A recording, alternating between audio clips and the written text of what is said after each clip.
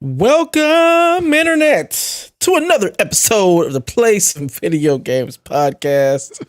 It's your boy, Dad Ninja Dev, joined as always by my main man, Donnie Eat the Hype Reese, and Delvin, who likes the Whopper and says, fuck the Big Mac. How are you today? I have a mind just to leave that up the whole damn show.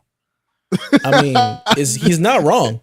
Like, I love the chat and all, but like, it's a high bar. You know, I don't know if it gets any better. What a great way to start the show. I came in, and it was jarring, and it was effective. It was like Pikachu used Thunder Shock, highly effective. Like, oh! Yeah. For audio listeners, Yarden has entered the chat with Jim Ryan sucks. Just to start the show with. It's very good. Yeah. It's a great way to start the show. So, gentlemen, I have a question for y'all. How do you feel about your children and significant others and whatnot using your stuff? No, absolutely not. You want to have this conversation with me? Because I know my son listens to this, so he's gonna hear every goddamn word of what I'm going to say. Because he knows goddamn well not to use my stuff. Because every time he does, something always ends up fucking broken, and nobody knows how it happens. Well, here's the thing. Apparently just comes in the house and breaks it. No. To answer it correctly, some stuff my family has free reign over. I don't like it, but they do it anyway, and I don't care. Like my wife, I don't think she's bought a pair of women's socks since we started living together. That woman has lived in my socks ever since. It's very similar with like deodorant. What? Nobody in my house buys deodorant. I buy deodorant, and everybody else just like takes it. They just take it out of my box. They're like, "Dad's got it. We don't." I don't even comprehend that. My razors. We all have our own deodorant. Oh, I'm with you. I think we all should, but we don't. Sense. I think what it is I've made it too convenient for them because I'm a creature of habit. If I buy something that I need, I buy 3 of that thing. That way I never run out. If I need something, I buy 3 of it. So when I run out with one, I know I've got one more and I know I need to buy 2. Like I keep a constant supply of things that I'm using. Yes. So what that's just done is made the rest of my family know that they're like, I run out, I'll just go take some from Dad. Like he's got it. They don't have to go to the store. Correct. Store's just downstairs.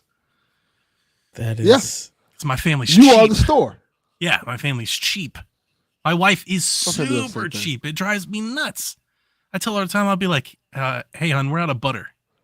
She will come back with the smallest damn little thing of butter. I'm like, what the hell do you think we're going to do that? That's not going to get us through Thursday. Like, when I ask you for butter, I mean butter. If I ask for dog food, she comes back carrying, like, in one hand a bag. I'm like, no. A sample pack. That's not going to get us through the weekend. Yeah, that ain't going to work. But my gaming stuff, like where I think this conversation is heading, my things, my stuff, no, my kids, my whole family, they know better. Yeah. That's an absolute no. Yeah, I'm weirded out by the socks thing because my wife will not.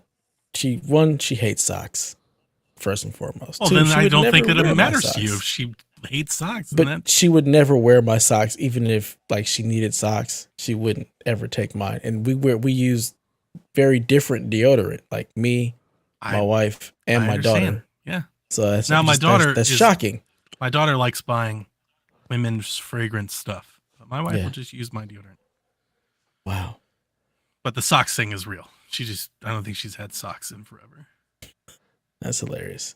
So yeah, I want to address something in the chat for a minute before we go on, because everybody's having this argument about Burger King, and McDonald's, and none of them has gotten the reference. It's a reference to a song. You actually expected them to? Yes, I thought somebody did. Why I thought are you thinking maybe Kevin would be there? Yeah, I mean, It Takes Two, the song. Yeah, no, they're not. Okay. No.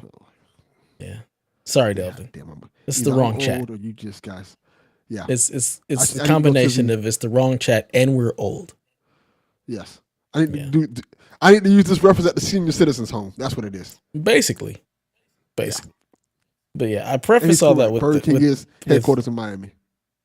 My daughter broke my headphones today.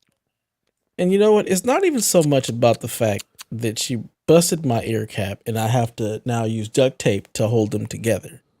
It's more the fact that I told her repeatedly, don't use my computer to watch your shows. Like, stop it. I got you a computer. When you want to watch Netflix or something and you don't want to do it on TV because Hudson's watching TV or Mama's listening to Spotify, use your computer. I got you headphones. Use your stuff. Don't touch mine. Why? Because you yank off my headphones. You leave all your stuff on my desk. And so what happens? Now my headphones are broken. So I'm not, and again, the stuff can be replaced. It's the lack of respect. It's the disobedience that has me ready to just blow a gasket. I'm admired that you feel like you should be respected. I have zero respect in this damn house. Nobody listens to a damn thing I say. It's either I will either die from it or I have to let it go. Because just entire years have gone by where I'm just like, nobody listens to any, like I will say something verbatim and they'll just go on and just do whatever they want. Yeah, that is true. Happens all the time. Happens all the time. So I just thought I do have a healthy level of respect and fear. I just thought that was the plight of being a dad. Well, your kids are still little, right? I think it gets worse as they get older. 11 and 7. I'm sure it does get worse. But eventually, I'm just going to go take their stuff and break it and see how they feel about it. And not replace it. A couple weeks ago, it was raining. Yeah, I will. And when it rains, the dogs can't go in the kennel because the kennel's in a low point in the yard that like it's a healthy amount of mud. So when it rains, my kids are like, they've got to walk the dogs, which they hate doing because it's more time consuming. So last week I specifically said, hey, make sure you walk the dogs because I hate when they let the dogs out in the mud because then they get mud all in my basement.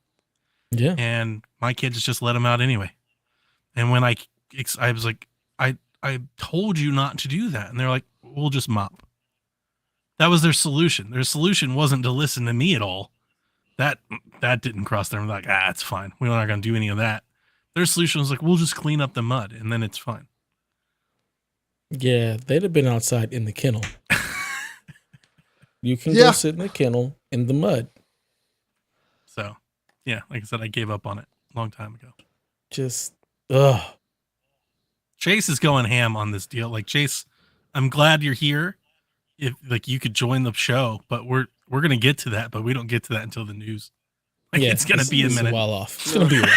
It's gonna be a minute. Chase just wants to get right into it. He's like, let me tell you about their stockholders report. Chase, we just turned the lights on, man. Damn. Let me tell you, Chase. Good Lord. Hate to break it to you. I don't care. Yeah, me neither. They might care. I don't give a shit about any earnings report or anything. It's a stupid argument, and I'm over it. I prefer you come on and tell me why I should care. Don't come on and tell me why I should care, because I'm gonna go to sleep. That's fine. I'll put you guys to sleep. And those are the types of comments you hear from people after their favorite company just starts saying some really dumb shit in the news. Like that's when people are like, I don't care anymore. I don't want to hear it. No, like, yeah, of course you don't. No, we're just used to it. I've said my piece. It sounds stupid. I've said that they sound like a 4-year-old. It's absolute nonsense. Oh, it's so dumb. Jim Ryan is a piece of garbage. I'm excited to get to it, but don't let that ruin the start of our show. I'm still a piece of garbage. This is correct. I'm gonna go first because fuck it, I'm talking. I have the mic, so.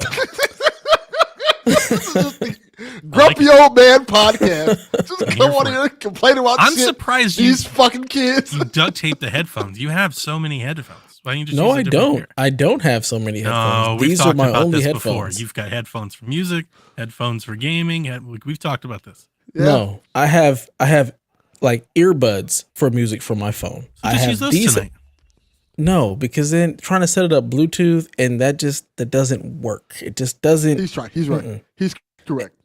And the way that I have all of my stuff routed with my digital mixer, like it has to go through here and these sound great and that's it. That makes sense. I'll replace these eventually. They're going to come out of my daughter's money. Like I'm going to take 150 of money that you would have gotten and get myself some new headphones that you broke. Yeah, I would. And call it a day. Yeah. You get the new Sony headphones? No, I'm going to get more of these. Okay. I'm not buying those Sony headphones. These are the Arctis Pros. Yeah. And the reason why is they do HD audio. They actually have a much broader spectrum of sound. Are those the Arctis Pros? Okay. Yeah. So Those are my gaming headphones because of you. yeah. So yeah, I'm gonna stick with them because they just sound great. They've got the right amount of mids, lows, and highs, and it's a very nice headset. So I'll just replace them. Put John 32's comment up there. Not wrong. He's not wrong. He's not wrong. This is true. I have to do enough socializing at work. I don't want to be social anywhere else. I have half in mind that like one day we'll get it together. We'll all go to like a PAX or a MomoCon or something, and we just won't go.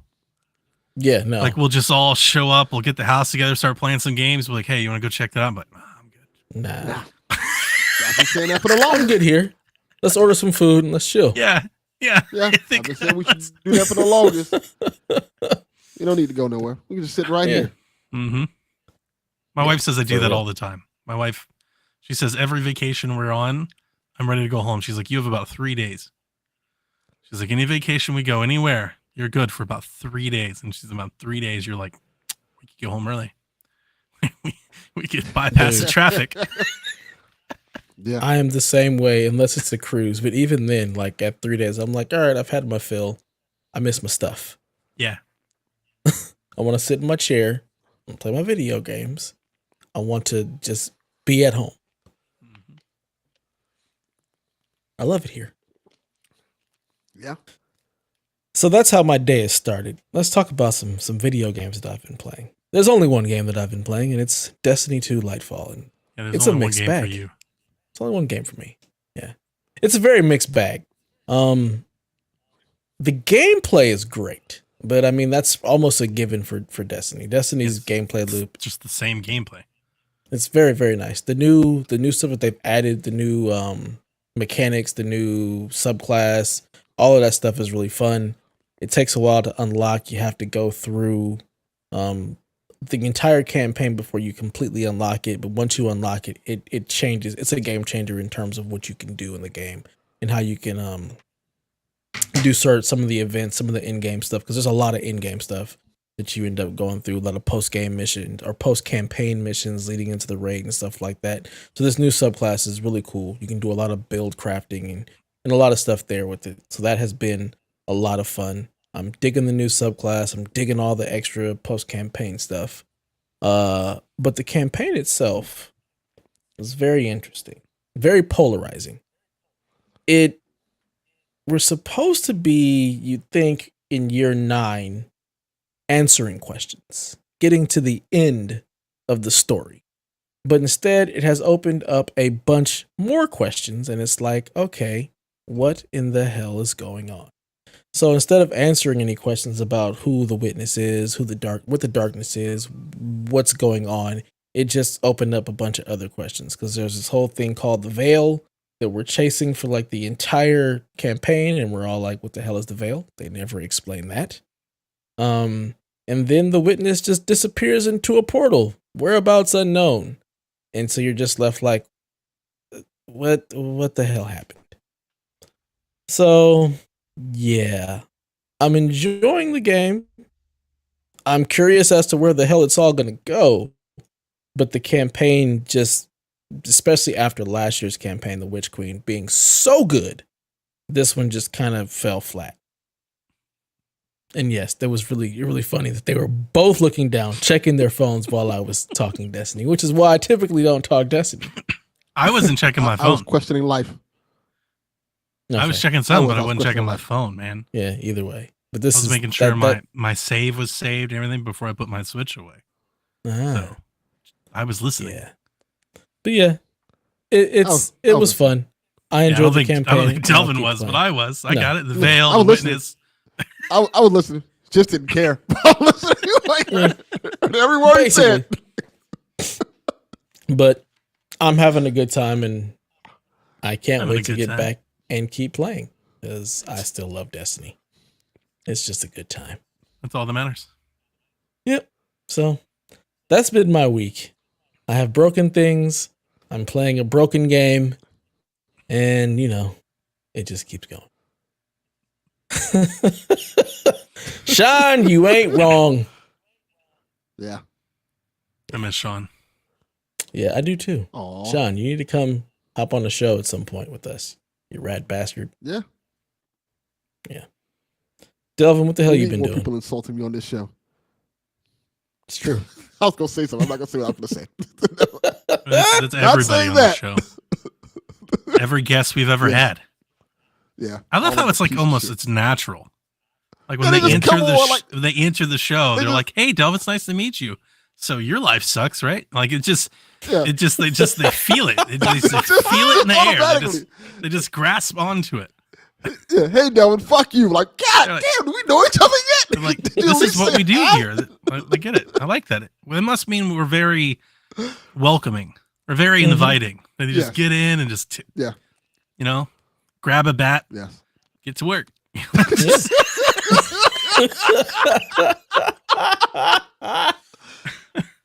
Yeah, that's pretty accurate. Yeah. I haven't been playing much anything. Been living life, man. Enjoying life. Like dating scene is great. He's in love. I am like in a Dating. really good mood. man. You're not dating. You're in a relationship. Well, I'm dating her. You're committed. Her. We went to like this Mexican restaurant that was really You got a cool. ring yet? Nah, not you know. We ain't that yet. Not She- no. she wants to do- absolutely not. Just Yeah. not yet. Just not yet. No. No. We're not picking out rings. We are far from that.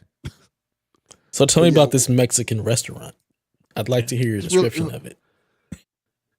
It was really nice, man. I couldn't hear a goddamn thing in the whole thing because they were playing loud reggaeton music through the whole thing, and every 5 minutes somebody would have their happy birthday and they sing the happy birthday to them in Spanish. But it was a really nice restaurant. I had a blast. I like her because she likes to do things outside the box, so she always picks some shit that I would never go to. Art museum. Like yeah, and like she now wants to go do salsa lessons. Okay. So the response Donnie has is the appropriate response. I just had to imagine if Delvin dressed up like a salsa dancer. Yeah. Because she's 100% like, yeah, we need to go. She's like, this is so much fun. We need to go do salsa lessons. I'm like, oh. That is If I some would do that. relationship ass shit right there. Yeah, I'm not doing that. Mm-mm. Yeah, we're doing all. It's crazy because we're doing all the relationship type shit. We had like a pineapple with rum in it because that's what the specialty. Yeah, drink no, we that'll had, do. That'll do. I'm down for that. You drank? Yeah, Talk I about drank with her. outside the box. yeah. she must be a drinker. Nah, not really. She does like You're not a drinker. what do you? Not I'm at all. thinking she Not in is the a least drinker. bit. So then she is a drinker. She does like the TikTok videos and stuff like that of for her food vlog and stuff. Mhm. So when we order stuff like that, she takes a picture of it and puts it on her, or takes video of it and puts it on her TikTok. I didn't know I was on her TikTok, by the way. Apparently there are several pictures of us together on her TikTok. Or I videos figured of as us. much. I mean, when Which I you're in a didn't realize, but I relationship, don't have when you're Facebook official, this is what happens. Yeah, apparently so. But it's just so weird because I'm doing shit that I never would do. That's good. And like me being antisocial and shit, and she's like, "Nah, we're going to do this. Like we're going to go see Scream this Saturday." And that's probably going to be the most normal date we've had so far. Nice. Going to see goddamn Scream 6. Is it Scream 6? I think it's Scream 6. God, 6? They're on 6? I Yeah. I did not like the last one at all. You didn't like 5? No. I didn't People even like know 5 there a lot. was a 5. Yeah, people did. But as we've talked about many times on the show, I don't necessarily think we agree with people a whole lot. And Yeah. I It did not like the last Scream. It was okay. It was a lot. It was really generic to me. So I won't even go there. I'll just leave it alone. I don't have to go down there. I'm going That's there. a I'm going to tangent see that it. we don't need to go down. Yeah, I'm going to see it with her because she wants to see it. And the other movie that she wants to see, I'm taking my son to see. And I didn't want to go see it before my son because she wants to see Creed 3, and my son wants to see Creed 3. I definitely So- want to see Creed. Yeah, for sure. I'll wait till I go see with him. And to answer But, your question, Sean, not Capri, not going to theaters. I'll see Creed when it comes out on like home video. Now I'm going to theaters to see. Sean Capri's going to move in with you and Donnie. That's fine. Interesting. We can do that. My kids are about to move out. Honest, I was about to move in. To be honest, Sean, I kind of for a while, because I told this before, I didn't date for like 3-4 years after me and my wife split up. So this shit is all new to me. When I first started back dating, it was like, me and my wife split up the first time. That's all I did. Like, I got to work. Something you fierce. were still young. Yeah. That's true. Yeah, that was the peak of my powers. Yes, I wasn't. I was washing trash. Those days are long. Like, no, I think it's admirable because honestly, if it was to happen now, much like Sean, we've been over this. I wouldn't date. Not today. Yeah, me either. I'm good. Yeah, I don't think I've got the energy or the you. desire. It's the energy and the want to. Right. It's both. I'd also move in with Donnie. Fuck it. I'm good, man. That's fine. Yeah. I didn't either. I really didn't. It's just like, but I was like, hey, I gotta kind of get back out there because I don't want to be just like dealing with these people the rest of my life. I don't want to be 60 years old tagging along with my son. Yeah, well, because you know. Okay, here you go. Spoilers, Delvin. You're gonna be 6 years old tagging along with your son. Like that's just it's life, man. Yeah, but I also want to have a wife at that time too. I can tag along with her, or somebody to tag along with her. With not my son. My son's gonna have a family one day. My daughter's gonna have a family one day. They're gonna like, Dad, get the fuck away from us. You know, they're gonna have their own kids that's gonna tear up their shit. Yeah, that's a circle of life. We don't say that to my in-laws at all. My in-laws are still very much part of our life. Delvin, you're kind of the cool dad. I think that they'd actually still want to hang out with you and bring around the grandkids. Yeah. Nah, they like, this dude's old. He started to smell like mothballs. Get him out of here. I don't think that's how it's gonna happen. You're gonna have all the arcades and video games and shit. I do understand the grandkids are definitely coming to Grandpa Delvin's. Not wanting to be alone, especially if he's salsa dancing. That's true. Yeah, but the alone part of it is something. I mean, that's always been something that I've been pretty good at doing. I'm very happy to be alone and can survive being alone very well. Now, I'll tell you, my mode of survival probably isn't the healthiest. My wife definitely enhances my quality of life. Because if I was just left to my own devices, like it wouldn't be pretty. But at the same time, like I think I realized that more than anything when we were split up for a while is that I was very, very almost like content and joyful just being alone. Like that's the one thing that I kind of miss. I miss the quiet, the peace. It's nice. Everything was organized. Everything was right where it was to be. Like there's a swirl of chaos that comes with being in a family, and I love it. But it's hard. It's not like my equilibrium. Right. I think there's where the problem lies at, because I was never alone. That's where it lies at. Like gotcha. Even after the situation was over, still wasn't alone.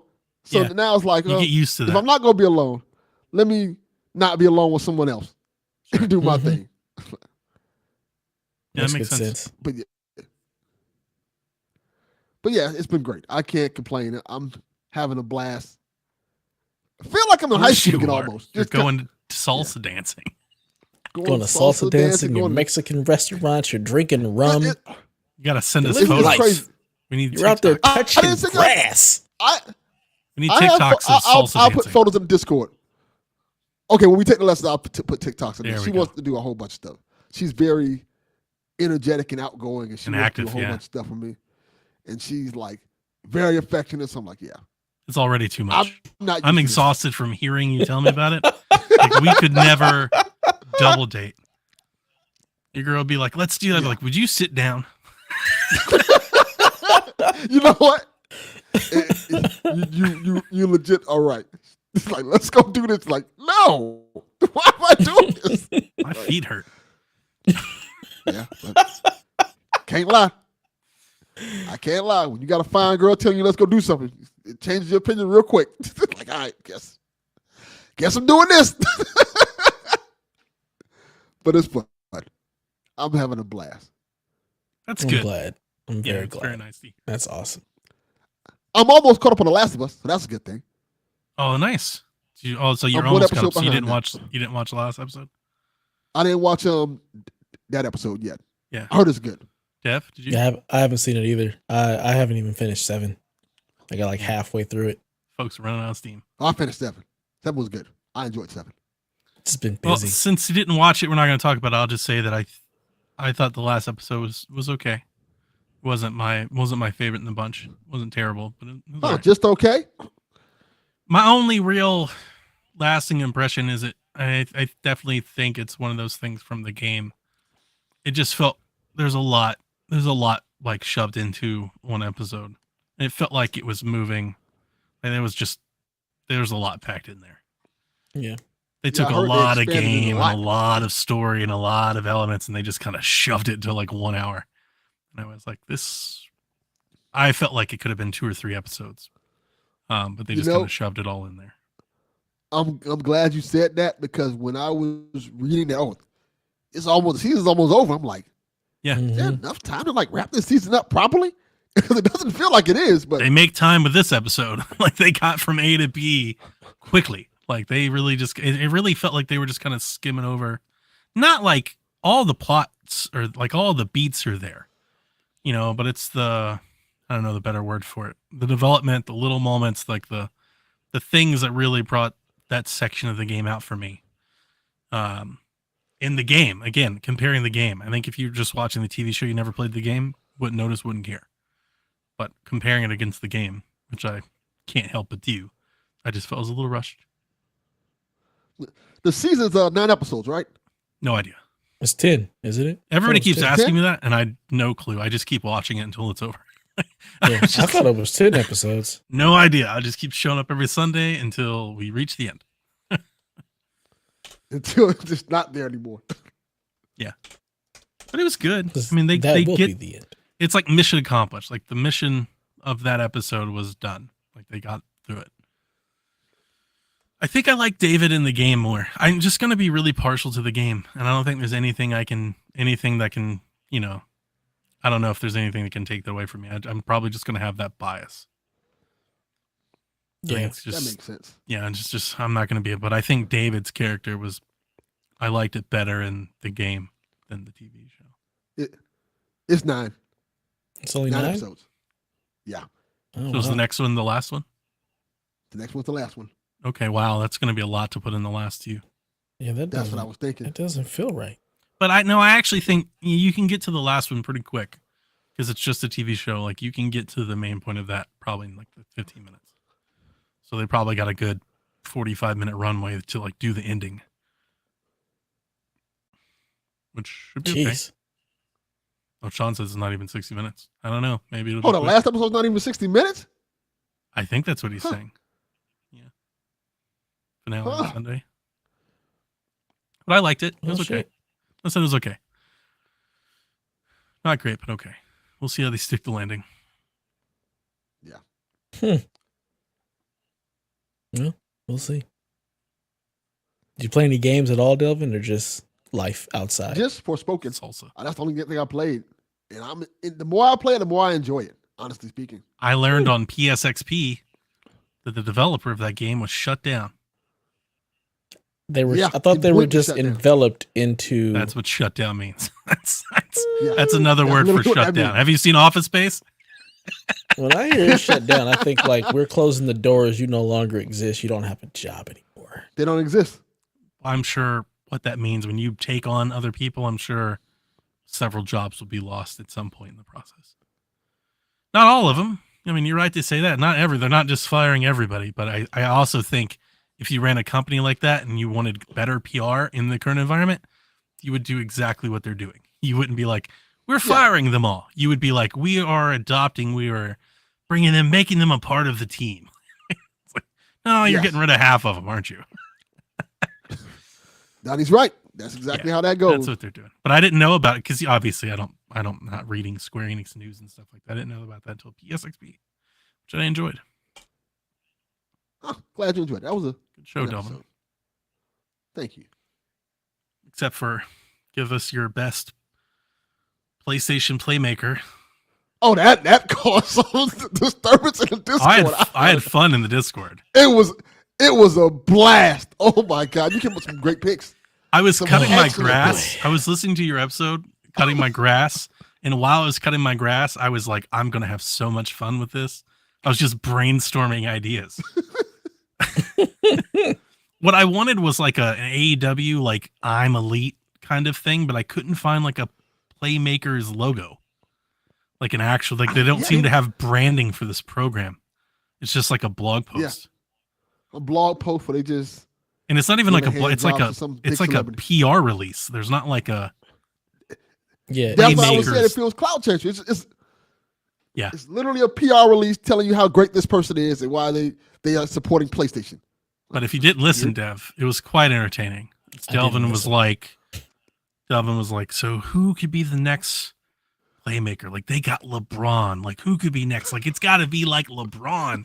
And Haley was like, they pay money to the Haley was like games. Ashley Johnson. I was like, dude, there are people that play The Last of Us don't know who Ashley Johnson is. Who? Yeah. Oh, and then she said, was it the Green Arrow or somebody from some CW Teen character? She was trolling, right? She was trolling. No, she was dead serious. That's why it's funny. This is dead serious. I was like, I don't. She doesn't get it. Hey, look, I love that Haley goes for the things that Haley loves, but I don't think that's quite what Delvin was looking for. Yeah, not even close. Nope. So I had fun. Nobody's paying them to promote PlayStation. Yeah.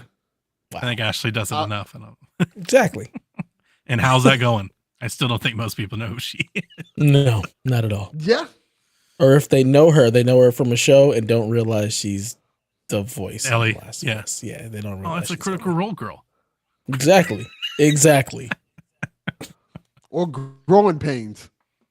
So, if you're that old. Yeah, I'm not. I'll put it this way. Pains? Yeah, she's the little kid. I knew that from looking her up. I knew that. But I've never seen it. In the later seasons, when they had a child, you know how sitcoms, they always add a child. She was the child they added. Looky there. I can't see, says he's playing Dredge, my man. Can't wait to play. Oh, is it out? No, they released a demo on Switch, though. Oh, I want to try. You can try it. I was talking about Nintendo Shack. You can try it just to see if you like it before it comes out. I'm excited for that one. Nice. Oh, to prove my point, what I was saying was LeBron James has 52 million followers on Twitter. Yeah. That's what I was talking about with the playmaker. I don't think anyone Haley named has anything close to that. That's my point. He's also Johnson even on Twitter? LeBron James. Like, yes. This is the caliber of person we're looking for. Yeah. Yes. This is the standard. That's where all my memes came from, Dev. Yeah, The fun part was that I started off like nice, and then I let it slowly devolve into terrible. I was there for all of it, and I was I set the hook. God. I was like, they have no idea what's about to come. The Ja Rule one was that was good, right? Ja Rule was there. No Limit Soldiers. Fucking Fire Festival. No Limit Soldier. Yeah, the PS5 play has no limit soldiers. That's the goat. Oh God, that's the goat. I can't top that. Oh man, good Lord. Donnie, how's your week been? You've been playing any games? You've been doing anything outside? Yeah, I drove my car all weekend. Nice. Literally, I went driving on Sunday, and I just drove all day to nowhere. I was just driving around listening to music. My wife called me. She was like, "Hey, can you run me to the church to run errands?" I was like, "Sure." Like, can you run Victoria over? Yeah, I can go anywhere you need to go. I am not going anywhere. I'm just out driving around. Nobody offered me multiple vehicles for mine. For once, a cop pulled me over to ask me about the car. That's hilarious. That's a very different pullover than I would get. Right. Yeah. Is this yours? Are you sure it's yours? Can I see your license and registration? I'm going to need you to step out of the car, please, sir. Wow. Yeah. Yeah, sheriff pulled me over, and he was like, "Hey," he's like, "Is this real Roadrunner?" I give him the whole story right there on the side of the road. Just fun. Yeah. They'd confiscate that if it were me. Oh, come on. Yeah, we're gonna need to take this in as evidence. But I have played a little games. I'm still playing Prime. I'm still playing Curb. But not as much as I wanted to. Metroid is challenging me here because if I just sat down and really put in the time, I'd be done by now. I'm not that far away from the ending, I don't think. But it's one of those games. I think this is a big reason why I just don't play very many Metroid games or Metroid-like games. And you just have to be so present and like ready to play that. You know, like it's just, you got to put in so much effort. Like sit down and play a Metroid game, you know, like, and I'm just not in the mood. Like I just don't really want to right now. It's not, I love it. It's great. I'm having a blast with it, but it's like, man, like I've been playing F1 after the race this weekend and I've been playing 2K. Like I just want to sit down and play 2K and like just zone out. I don't want to be trying so hard and figuring out where I was and next upgrade and getting lost. Like, oh, that's just so much right now. I want to play Kirby. Yeah. I just want to play Kirby. I want to get power up and blow some shit up and collect some stuff, eat some fruit. Like I don't want to be doing all this stuff right now. So I've just been that makes sense. Just bouncing around the same game. Are you gonna get a WWE 2K23? Not launch. No. Yeah, I remember I'm watching my spending this year. So I'm only buying games that, and it's not that I can't afford them. I can. I don't mean to oversell it. It's just I'm trying to be a little smarter about it. Cut back where I can. Not necessarily cut back, but be smarter about it. Play a game, only buy games that I'm actually going to play, like right then and there, instead of buying 3 or 4 or 5 of them and just working on them for the next couple months. Like if I'm not playing that game that day, then I'm not going to buy it. And that might push me on Dredge. I really want to play that game, but it comes out, I think, extremely close to Resident Evil. Like Resident Evil's right around there somewhere, and it's like I'm not going to be playing that when Resident Evil's out because I'm going to be playing Resident Evil. So I may just have Resident to sit Evil on the 24th and Dredge is the 30th. Dredge is the 30th. Yeah. Yeah. So I'm probably going to have to wait until after Resident Evil for Dredge, and then it gets really close to Advance Wars. Like so, Dredge is going to be tough to squeeze in. I'll have to find some time to squeeze it in. But really, I'm thinking like the full retail budget games. The $70 impulse purchases. I'm going to just be buying 2 or 3 of those at a time and then playing. Because there were several games last year that I bought for $70. And by the time that I played it, I totally could have just bought it for $30. Mm-hmm. You know, so stuff like that. If I'm not going to play it right away, then we'll just wait to buy it until I'm ready to play it. I'm wondering if this is going to change your spending habits on games long term. I don't think so. I mean, you guys know this. Our listeners don't. But this past weekend, I did take up like a little part-time job, which was nice. So if I can just make back some of the money that I spent on taxes and stuff, then I'll probably just go back to doing what I was doing before. Yeah. I'd imagine, but I'm just trying to be smart about it, not so irresponsible about it. I started a piggy bank. Got my Switch piggy bank for Switch 2. I sticker bombed So it. many goddamn stickers. Oh, it's beautiful, isn't it? Yeah, it's so artistic. All my Pokemans, all my It's Zeldas, so loud. my Marios. And Let me ask you, Deb, do you have a piggy bank? No, I do. I have one. I don't only ever do anything this with cash or. I only do this with like big purchase items that I'm saving up for. I have a rainy day one that's That's the smart. Iron Man hand from I guess Endgame with all the Infinity Stones on it, and I just keep money in it. So if something ever happened, I can just go to that. Sure, nice. Yeah, Chase, no, it was I don't have any of that. Alonso. Alonso also did finish third on the podium, but he didn't really finish third as much as Charles blew out at the end. But the race was fun this week. First race of the season. F1 kicked off with a bang. These are words. I tried watching it through Delvin's cable, and I messaged him, and then like 30 minutes went by, and he never got back to me, so I just bought cable. It's like, I can't be doing this all season Just straight long. up bought cable. It's like, I can't be doing this all I year told him, long. like, I gotta... You should have just called me. I would have gave it to you. I would have answered. Yeah, but how many times do I have to keep doing that? I have to do that every week? Like, I can't I wouldn't be have doing cared that. if you called me every week. Yeah, I know you wouldn't have cared, but that's not... Nobody wants to live in that world. So, Do you want to live in a world where you had to buy cable? well, I mean, I canceled what I did is I canceled we've had the Hulu, Disney, ESPN Plus bundle. Mm-hmm. The problem with that though is ESPN Plus just basically gives you originals. It doesn't give you like any actual programming, like live stuff that they do. You still have to have cable. So what I did is I canceled that and I just got YouTube TV. So it was like offset like maybe like $40. And I'm just watching YouTube TV, which gives me all of the live programming. And then the YouTube TV is getting the NFL Sunday Ticket stuff. So I was thinking that probably is going to be a big part of it as well. We'll see. We'll see how much that costs, but I might jump into that as well. And if I don't like it, I'll turn it off in a couple months and get Delvin's cable credentials. Yeah. I had fun with that. Verizon gives you the Disney Plus bundle for free. So for people who have Verizon, y'all probably know that. Nice. So you get Hulu, ESPN Plus, and Disney Plus. Man. I haven't. The only reason I've even kept that stuff is because of my kids. Yeah. Like, I have Hulu free through my cell phone company and then HBO free through my cable company. Yeah, I have HBO. Internet cable. Yeah. Yep. So, yeah, that's it. Just been bouncing around with games. At some point, today I did put in about an hour of Metroid. And like, I really want to like at some point I'm just going to have to sit down and just like, all right, tune out the world. I'm playing Metroid for the next 4 hours. You know, like just like I did Ori and stuff like that. It's a really hard game to juggle. It's a hard game to be juggling other games and stuff with. So because you don't know where you're at. If you forget, it's hard to take a week off and come back. You're like, what? Where's the world? And where was I going? It's not so much where am I? It's what am I doing? Where am I going? Exactly. There's no like again. Yeah, there's no like waypoint to guide you to the next thing. You just gotta start walking around and find out. I'm like, oh, what am I doing? So yeah. All right, well, enough about us. Donnie, let's get into the news. I want to know if you guys relate to this.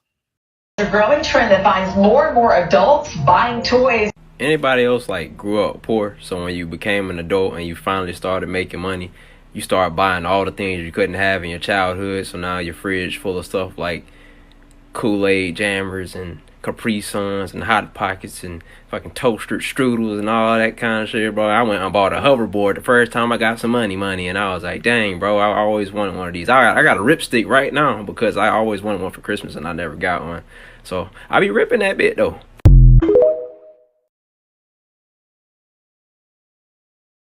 Facts. I'm still poor, so no. Just like I haven't graduated to that level yet. Yeah, once the kids are out of the house, then maybe. That explains like my whole basement. like everything that I have around me is just that. I have Back to the Future hoverboard in my house, just sitting there, just because I always wanted the hoverboard from Back to the Future too. Nice. So I just got me hanging up there. That's my Chucky doll. I grew up. I always wanted a real Chucky doll. Yeah, I have no toys like that. Really? I have a lot. Mm-mm. Video games are definitely that. Definitely anything collectibles. I could never get any collector's editions or statues or anything like that. Yeah, I don't have that one even that long ago. Stuff. When The Last of Us first came out, like I was buying used games and secondhand games and eBay. Like I wasn't buying collector's editions games in 2013. You know, so yeah, a lot of that stuff is that. Yeah, I got a few collector's editions, but I typically, I don't buy a lot of that because one, I don't have any place to put it, and for me, it's hard to justify the cost. It is. Yeah, it's a luxury man's game for sure. Yeah. Okay, I yawn. All right, let's get into the news. A Quest Pass might be coming to Quest VR headsets, as spotted on one of their marketing materials coming out. A note that said, redeem your apps by the end of the month and keep your apps as long as you are subscribed. So it sounds like Quest is getting ready to compete with PlayStation Plus, it sounds like. It's a good idea. It makes sense. Wow. No, Dev doesn't care, but I think it's a good deal. I mean, until a lot comes out on PlayStation VR, there's no argument that Quest doesn't have a better library. Like if you can just subscribe, for $15 a month and get games, that's a sweet deal. Buried in a VGC article, or no, The Verge article, the Quest 3 headset apparently will be coming later this year. It's 2 times thinner, at least twice as powerful, and will cost slightly more than $400. Huh. That is cool. That make you think about any different, Delvin? Nah. Did you play VR at all? You didn't. You salsa dancing on it. You just played real life. He was outside. Yeah. Last week I played VR, but not. But this week I haven't had a chance. I was doing everything else. Gotcha.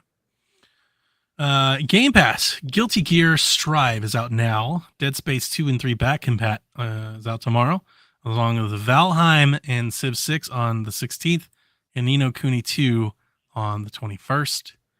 Out of Game Pass, leaving Game Pass on the 15th, F1 2020, Goat Sim, Kentucky Route Zero, Guardians of the Galaxy, Paradise Killer, Young Souls, and Zero Escape. I always forget the games actually leave Game Pass.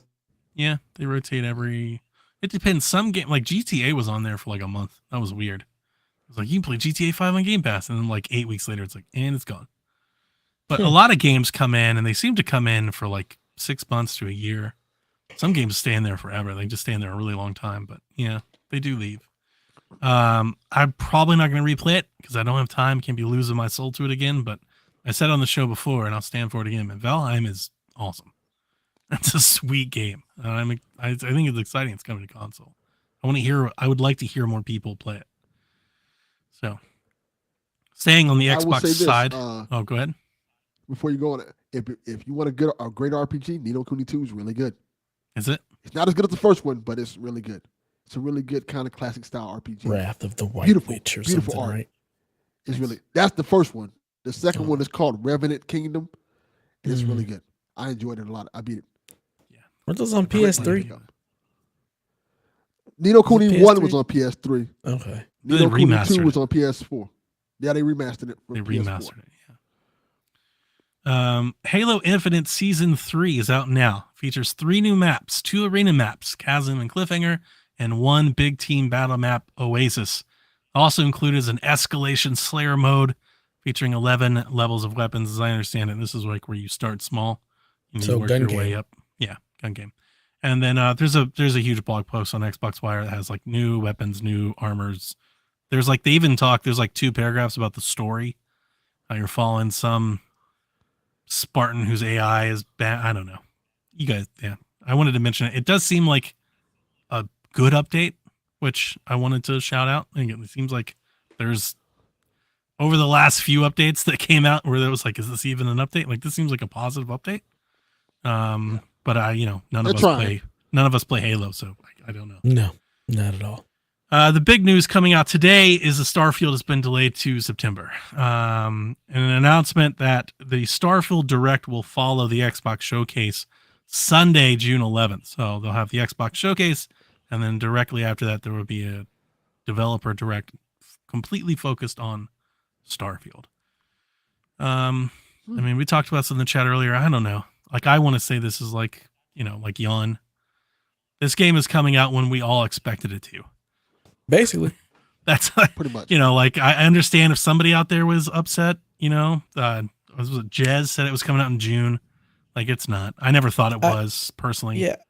I don't understand. It's funny that it's a delay when there was never really a date. They were like, well, it is a delay. They said it was coming out. When they delayed it, they said first half. They said first half of the year. It was never coming out in June. If it's first half of the fiscal year, it's so close. The reason that and I think we talked about this before, the reason I never thought it was coming out in June, Redfall's coming out in May. And I just never thought they were going to go Redfall and then 30 days later, here's Starfield. Right? I never thought it doesn't make any sense. Also, it's March. We had that exact same combo. Like, June is not that far away. It's March. Like, I expect this game to get a shit ton of marketing. All kinds of commercials and constant, and like, now would be the time that's going on if they were preparing for release. Like, I just never thought they were preparing for release. They're not. Starfield is the big fall game. Like, that's it. Yeah. They may have Forza out there.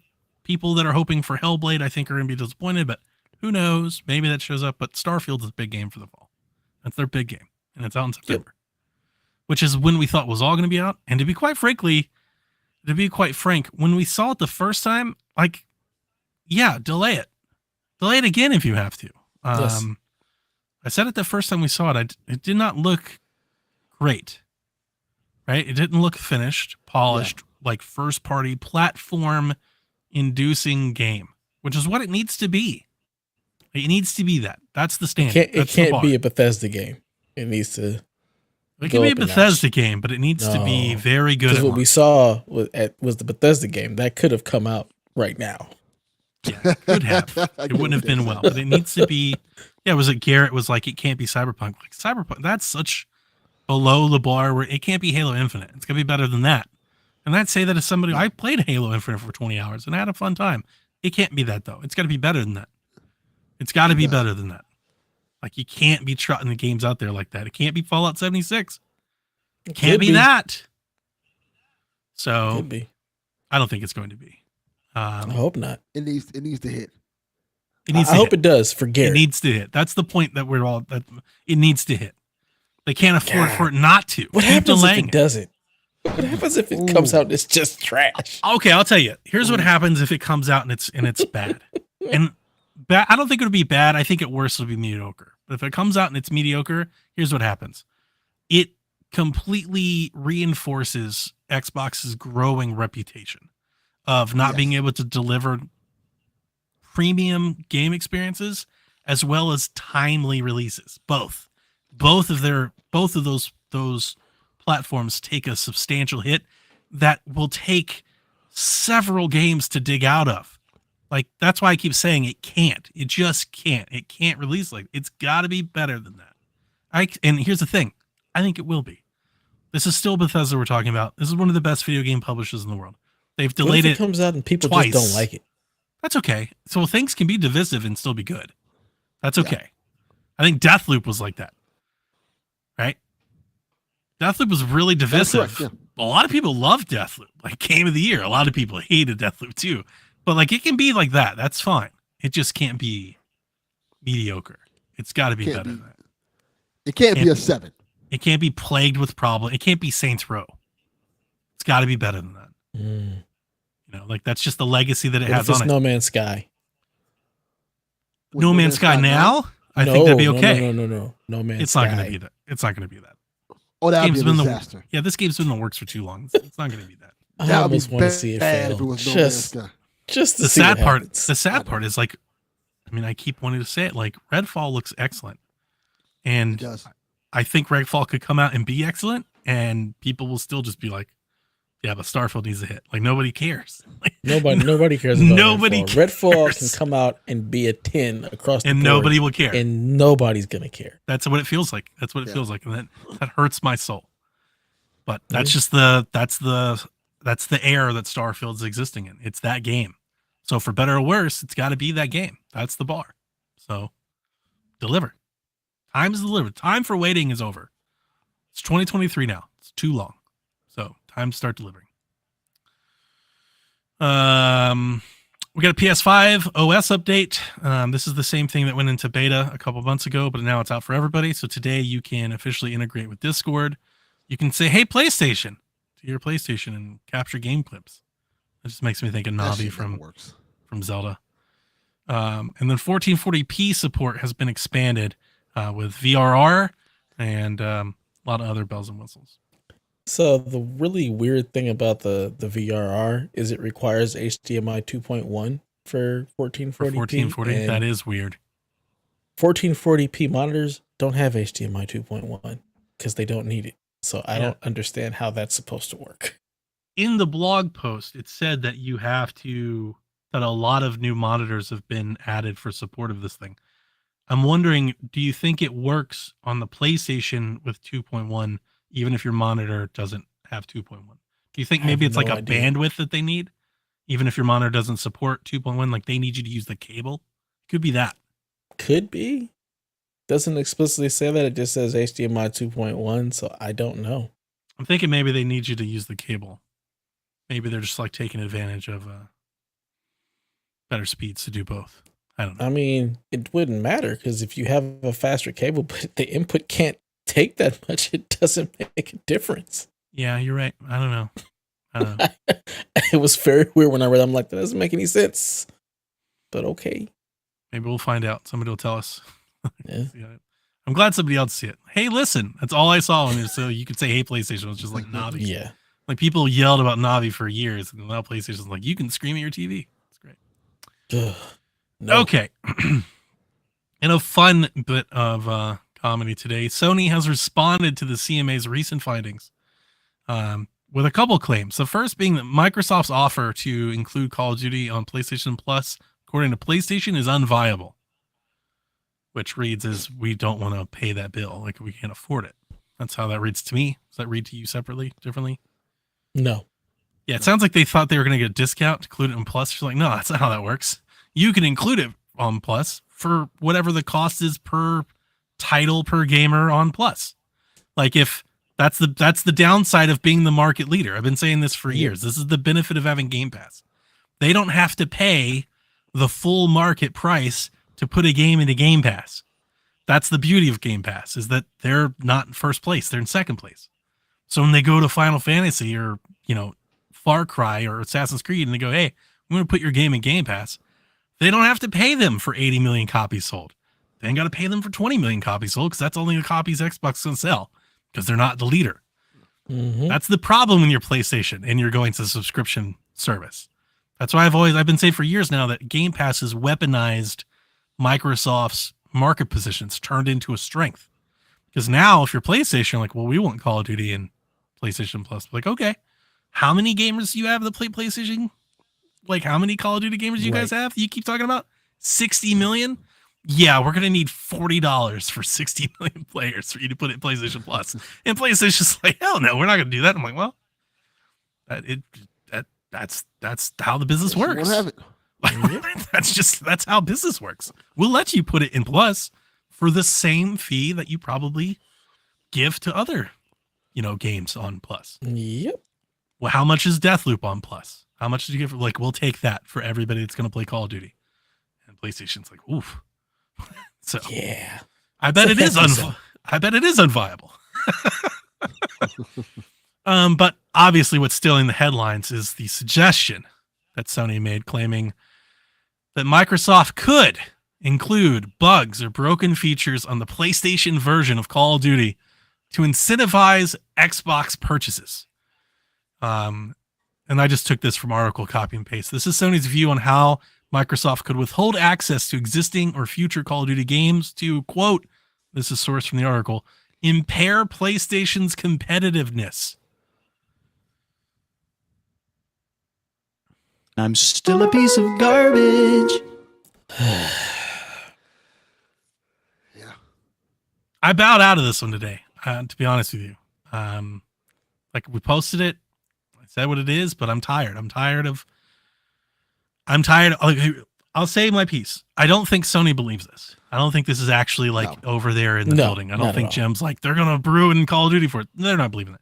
This is Sony's lawyers coming up with whatever they can, grasping onto something to try and make sure this deal's on come. It's just lawyer talk. It's meaningless, but it's so dumb.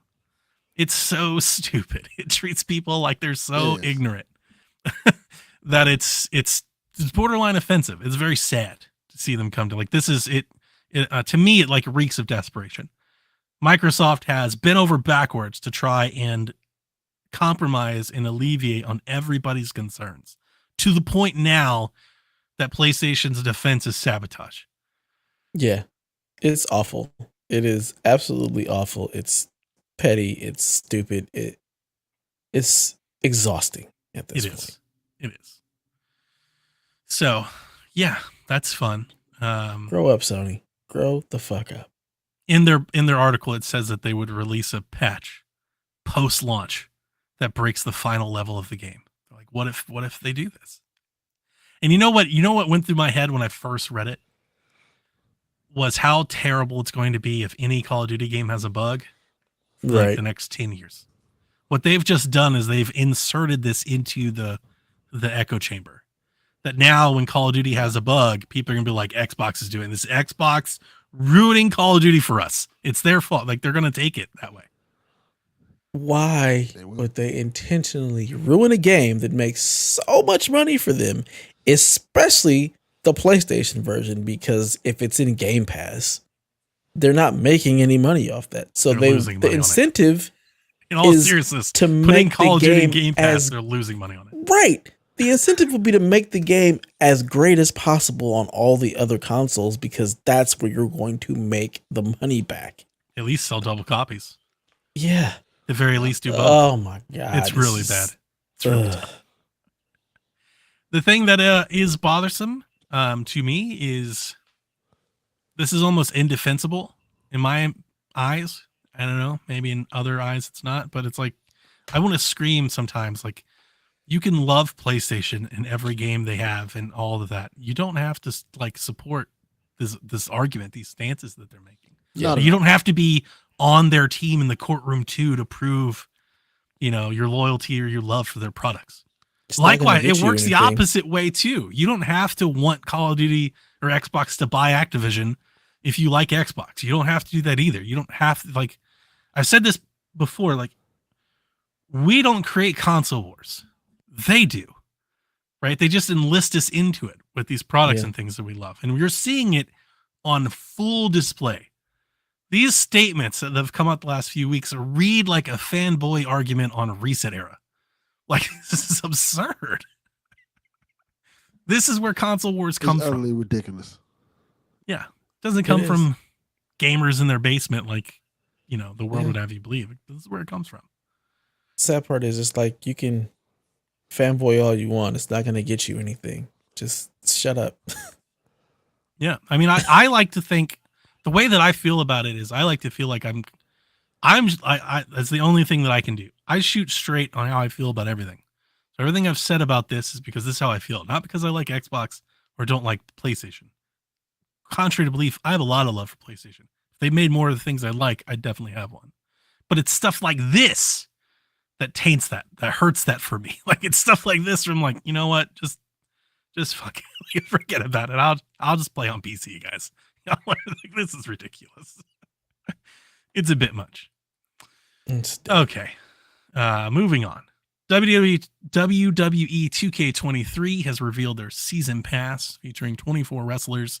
The Club arrives in May. Harley Race arrives in June, and Bray Wyatt comes in July. I'm surprised that he wasn't just in the game. Why? Yeah, why? That's weird. It's really weird. When I saw that in the deal, I was like, wait a minute, he's not day one? Why? Don't tell me you couldn't create him. Because I played last year's game with there's 8,000 Bray Wyatts to choose from if you go. It's what kind of nonsense? They did so. I think a better honestly, I think a better update than the DLC is the GM mode. So the GM mode is back. When the game launched last year, that was actually kind of maybe the mode that kind of felt the most basic, I would say. People really love the GM mode. Deb, do you know what that is? No, absolutely. Okay, the GM mode is like it's like your My NFL mode or like a coach mode. Basically, you same thing in NBA 2K. You set up the show, like you pick, like you set up the match, the card. You're the booker, so people will do like this is the thing on YouTube where people have like their own leagues and they've got their own wrestlers and they book the show and they book the promos and everything. Like, you become creative as opposed to you're playing the wrestler. So a lot of people like do that. It's a popular thing. So this year's GM mode, make their own company. Yeah. This game has got new GMs, so you can play as Xavier Woods, Tyler Breeze, Eric Bischoff, Kurt Angle, and Mick Foley. And you can also manage. Wouldn't you just create yourself as the GM? Why would you want to? I'm so confused on why you do that. Well, they're former GMs, so you could use them. Yeah. I think you can create yourself. I haven't done it in many years, but I think you can do that here too. Yeah, you can do that as well, I think. I don't know about this one because this is new. I didn't play last year's mode. Players can also choose to manage 2 new brands. You can manage NXT or WCW. I think a lot of fans are going to be. You can run back to like WCW Nitro shows and do your own version of the NWO and stuff. And then a bunch of new matches have been added. Triple threats, cage matches, 4-ways, Falls Count Anywhere, like a bunch of matches have been added to GM mode that weren't there last year. So big updates for WWE 2K23. Can't wait. Comes out next week if you pre-ordered it, the special editions. Next week, Tuesday. So yeah. Nice. I'm excited for it. It looks great. What do you get in the special edition? Just basically the season pass. Okay. And some other stuff. I didn't know if they had like the NWO, if you get like some cool thing or something. Oh, no, not this year. They give you some John Cena stuff, but Nice. they don't like John Cena's. Did you watch Raw? Major. I watched some of it. Dude, John Cena destroyed Austin Theory. Yes. Destroyed him. Like, boy, that was a burial. Like, I haven't seen one in some time. I was yes, like, it was, God yes. damn. That reminded me when he did that to Roman Reigns a few years back. Yeah, but way worse. I was just, it's like the worse. Simpsons gif. It's like, stop, he's dead, stop. But it was good, though. You know Actually, you know what a promo is, right, Dev? No. Yes, you do. When it comes to wrestling, Okay. I don't know much. Learn them up, Sarah Delvin. Okay. A promo essentially is when two wrestlers in the ring, they talk back and forth to you. They're talking shit, essentially. Mm-hmm. There's a couple of very famous John Cena promos. He's one of the best promos in the business. Yes. Funny because there's one with The Rock and there's one with The Rock's cousin, Roman Reigns. Mm-hmm. I think both of them are hilarious because the one with The Rock, John Cena notices that The Rock is reading notes off his hand and he calls him out for it.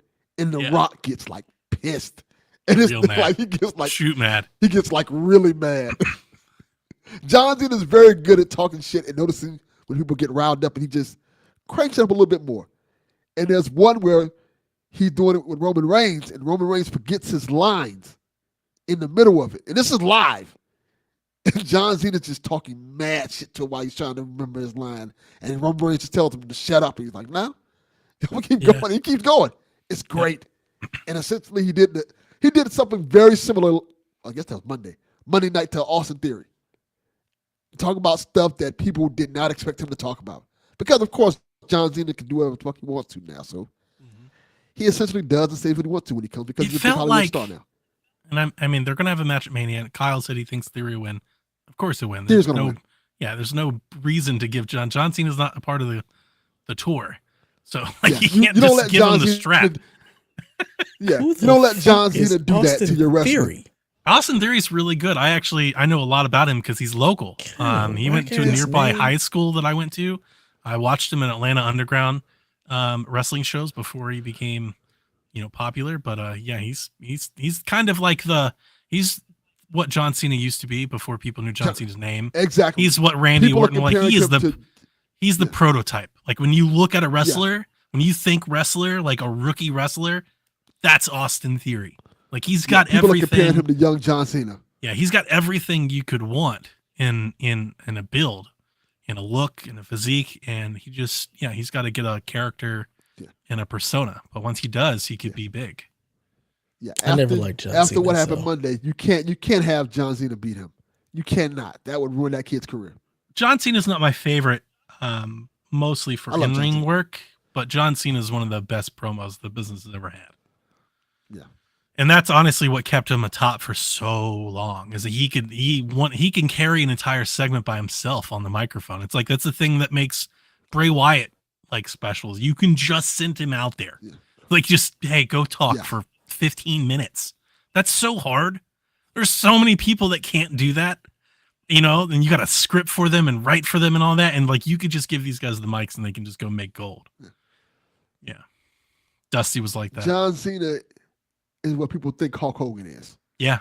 Yeah. Like all the love that people like, they give John Cena all the love that people think they give Hulk Hogan. Like people love John Cena. And John Cena's better. He's way better. Absolutely. John Cena's better. Yeah, even I know. He's a good human. He's a really good human. Yeah, way better human than Hulk Hogan ever was. He's not like the 5-star match guy, which is the guys that I feel like that's probably more my type. I like those types. But he's still a very capable worker. He's very good. Whereas Hogan is awful. Hogan's best match. Hogan's is terrible not as a great. person and wrestler. Yeah. Yeah. I'm not even weighing in the reasons why not to like him outside of the ring. I'm just saying in the ring, he's just not very good. Yeah. His thing was almost all promo. That was his thing. Did you watch the thing about Starrcade? The documentary about the Starrcade that I went to the last Starrcade though. So I might have. When did it come out? About the Sting thing. I think it came out a couple weeks ago about the Sting Oh, then I definitely thing know. and why it would. Oh, It's on it Peacock? would make you hate Hogan a lot more. I don't think it's that's on possible. A&E, if I remember correctly. I don't think that's possible. Oh, yeah, you'll be surprised. I have hated Because- Hulk Hogan since, honestly, it's not a bit. It's not like a thing. I like that people finally come to it, but it's like, it's one of those things where it's like, I hated Hogan before it was cool. I hated Hogan as like a kid, and not because I didn't like him because he was a heel. I liked heels. I hated Hogan because I didn't think he was any good. I was saying that like when I was 8. I was like, this is the most boring wrestler in the whole company. Why does everyone care so much? Like I always had a really hard time coming to grips with that. It was just his star. He was so famous, that he could just like walk in and just be famous, and that was good enough for people. He's a hater. And that was never good enough for me. I was like, dude, he sucks. Like, he's not Scott Hall or Nash or Sting or Flair. It's like Flair would work circles around him. Yeah, he wasn't good. And the fact that Eric Bischoff said that the only time Hogan used his creative control was to stop Sting from winning that title at Starrcade. Wow. I'm like, that's fucked up. Well, the Jeff Jarrett incident. Yeah. That was Doesn't work for me, brother. That's crazy. Yeah. Like Are we finished? He's so much worse than Goldberg. No. Goldberg is better. Yeah. Yes, by far. And not a great wrestler, but better. Did Goldberg actually wrestle? He just speared people, right? He didn't. No, that's all he needed to do. That is true. That's all he needed to do. Like, so early Goldberg was real bad. But he had some good matches. His match with DDP was fairly excellent. I don't remember him having anything more than a spear. The weird thing about Goldberg is he did backflips and super kicks and all kinds of shit. Yeah. I don't remember any his of early, that. He did like this roundhouse kick shit. Yeah. Yeah. Early Goldberg was bad. Middle Goldberg was actually pretty good. Like with the right person. With the right person. If you get him, like he had a match with Sting after Sting won the belt, that he took the belt from Sting. That was actually fairly good. Quick, but a good Goldberg match. His match with DDP, I still think is his best match. He had a couple of good matches with Scott Steiner. Yeah. Around the time when WCW was sucking. True. Yep. That was like really, really good. But it's just, his matches with Brock were good. Pretty good. Yeah. But that's the thing. Of Goldberg. He needs to be with somebody that could carry the match in one of, like, either physically like Brock did, or carry the story of the match like an underdog, somebody that's like a Sting or a DDP that's trying to put over the monster. His match with AJ was pretty good. Like, that's the thing. That was a good match. Yeah, if you give him somebody to work with, he can actually put on a good match. Yeah. Early Goldberg and late Goldberg sucks. That middle Goldberg, pretty damn good. Not amazing. I'm not going to put him over, but solid. Can get the job done. Can go out there and get the job done. Yes. And that's all you really need to be. Goldberg versus The Rock was pretty good. Goldberg versus The Rock was a pretty good match. Hogan versus The Rock, and people love that match. That match is just like it's just a spot fest for fans to get excited. It's not a great match, but the fans are going bananas for it. So I guess it makes it okay. Yeah. I'm excited about wrestling though. So I'm excited that you're getting the game. I can't wait to hear from it. I mean, the reason I asked you if you watched Raw, this was the first like weekly televised wrestling show that I've watched like in full in what feels like a year. It's been so long since I sat down and just watched a whole episode of Dynamite or Raw or SmackDown. I've been watching it like in YouTube format. Like I get little clips and stuff. But this past week I just sat down I was playing Kirby. I just sat down on the chair and just put it on and watched the whole thing. It was really good. This Bloodline shit they're doing is getting really good.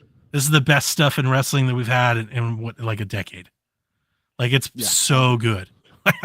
I'm all about it. I want to watch every bit of it. I can't wait for WrestleMania. Yeah, it's gonna be great. Yeah.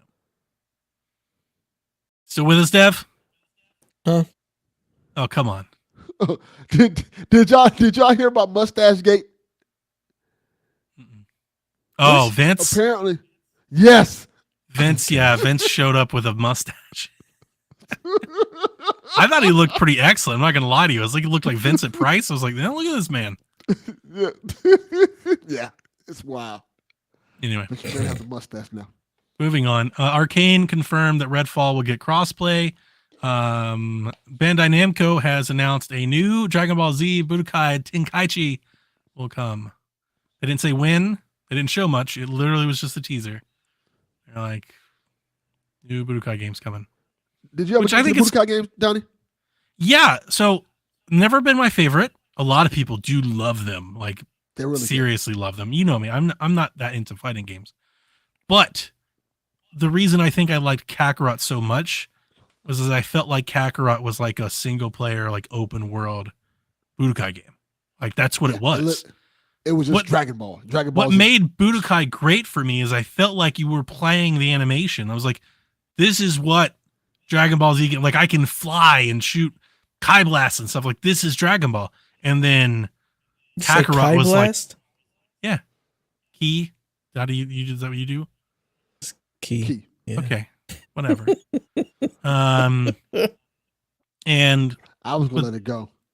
Thanks. Not I couldn't. God. You know, the reason that I corrected myself is I think for my whole life I think I said Kai, and then I think I do recall like in one of the episodes or a movie or something somebody said Ki, and I was like, I've been saying this my whole life wrong. But I didn't stop. I was like, this is just how I say it. I'm just gonna say, like I can't be turning my back on a decade of thought. A decade of learned behavior. Right. Yeah. I was like, oh well, who cares? But yeah. Didn't watch martial arts movies. Kakarot though, not particularly. Kakarot though felt like an evolution of that, which I feel I like hope they continue that. That's why I would love another. I hope they continue Kakarot. Yeah, if they did another one, I'd totally be there day one. I love that game. Go ahead. I think there's enough space in that market for Budokai and Kakarot. So, two completely different games, two totally different games. So that's why I didn't like that Kakarot went like all the way through the entire. I think they should have broken that game out a bit more and made the fights longer. They should have just been like, it should have been like Dragon Ball Z, like the Saiyan Saga, Dragon Ball Z, or like Kakarot the Saiyan Saga, Kakarot the Frieza Saga, Kakarot the Buu Saga. They should have done it a little bit more instead of what they do is they give you little highlights of the whole thing, right? Which is a nice like refresher, but it would have been cool to do more of the small stuff, the side quests. You'd still be playing that game if they did that. It's like 4,000 episodes. But I also want them to do. You're right, and that's why I'm saying I think it's awesome. Like we could, yeah, that's a good thing. I'd also like to see them do like an alternate universe in a Kakarot thing would be awesome. That'd be cool. It's just kind of what Bardock does. And like it gets the main beats along the way, but there's all kinds of this like side stuff that has nothing to do with anime that is awesome. I would love to do more of it. Apparently Call of Duty Mobile will be phased out and replaced by Warzone Mobile because Call of Duty Mobile was made by Tencent developers. So we found that out today. And then Wario reported this and other websites picked it up.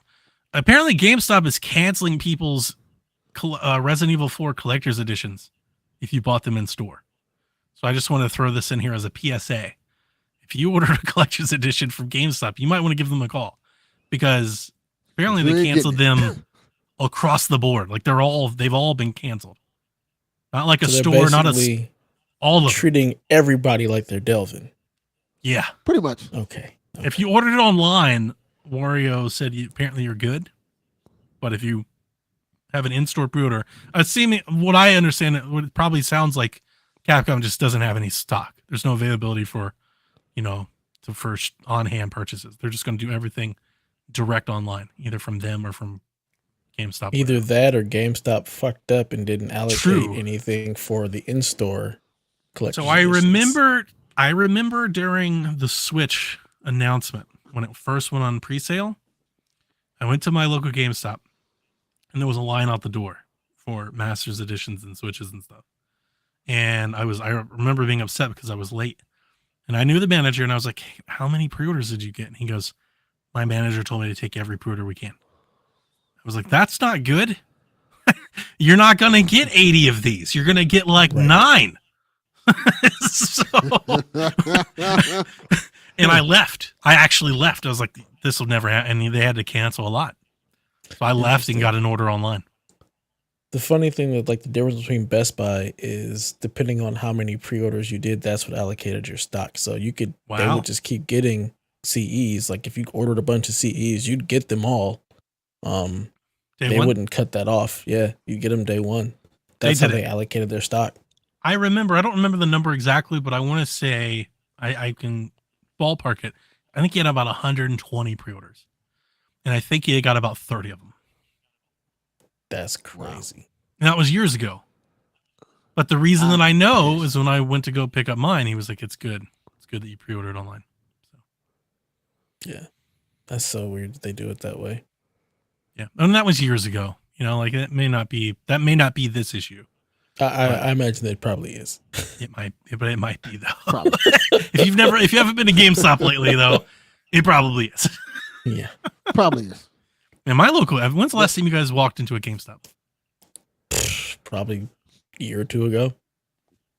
What else? A month ago? My local GameStop almost looks like a store that's about to be shut down. Like I walk in there, there's like one person. They're the only person working like that whole day. This is even true. They go on lunch, they shut the store down. It's like, we're on lunch, we'll be back. So it's just one person that's hanging out in the store, and there's nobody there ever. Right. Like there's just nobody there anymore. I mean, you think about the fact that those kind of stores, like everything is going digital. Yeah. People learned over the pandemic to not have to go places to get things. Everybody's ordering. So, shipping. Kind of don't need. I don't know how much longer they last. You're right, but it's like E3. Like I don't like it that it's going away. Like I understand why, but I don't like it. Look, when it gets really, really cheap, Donnie, we can buy GameStop and do your plan. I think, and then take it back to the top. I'm down. It feels like you're at like a Kmart. That's what I'm feeling like. I walk in, I'm like, oh, it's like Kmart. Like these people are about to. This bitch is going under, man. You know? Yeah. I will put it to you this way: every time I go in there, almost everything is on clearance. Like like all the memorabilia, yellow stickers everywhere, and it's like 50% off, but this week only is 70% off. Like, well, goddamn! Like, oh, this is great. I'll just buy a whole bunch of shit for. This was $200. Now it's $20. It's kind of depressing. It feels, it's just nostalgic. It's an end of an era. It is. Yeah, it is. Changing of the guards. It doesn't feel good at all. Yeah. No. Anyway. Gold Coin Presents. He says, Rude Days 93 says, I have returned with power.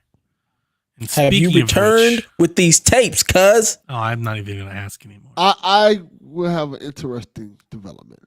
Oh, teasers. I didn't mention this. I'll mention it right now. Because I was talking to Chappie about it yesterday. I'm going to my friend's party on Friday. The friend I went out of town with a couple weeks ago. Who I used to rap with. The party's at his house. He told me that he has some of the songs at his house. So I may get something from him this weekend. We just need a snippet. Like I said, we'll find out when I go. Just 30 seconds. Just give us a little bit. I want like a chorus. I'll find out this weekend. Well, it's Friday, so 2 days from now. He says he has it. So when I go there Friday, I'll find out. You hear that, Rude Days? The bumper might be coming back. Our boycott's working. It's working. All right. Rude Days says, speaking of which, what would be the number of days you could live at your house without power before you say F it and go to a hotel? You can answer with your family and by yourself. 20 minutes. Until the power comes back on. Because I can't afford to live in a hotel. Because I'm poor.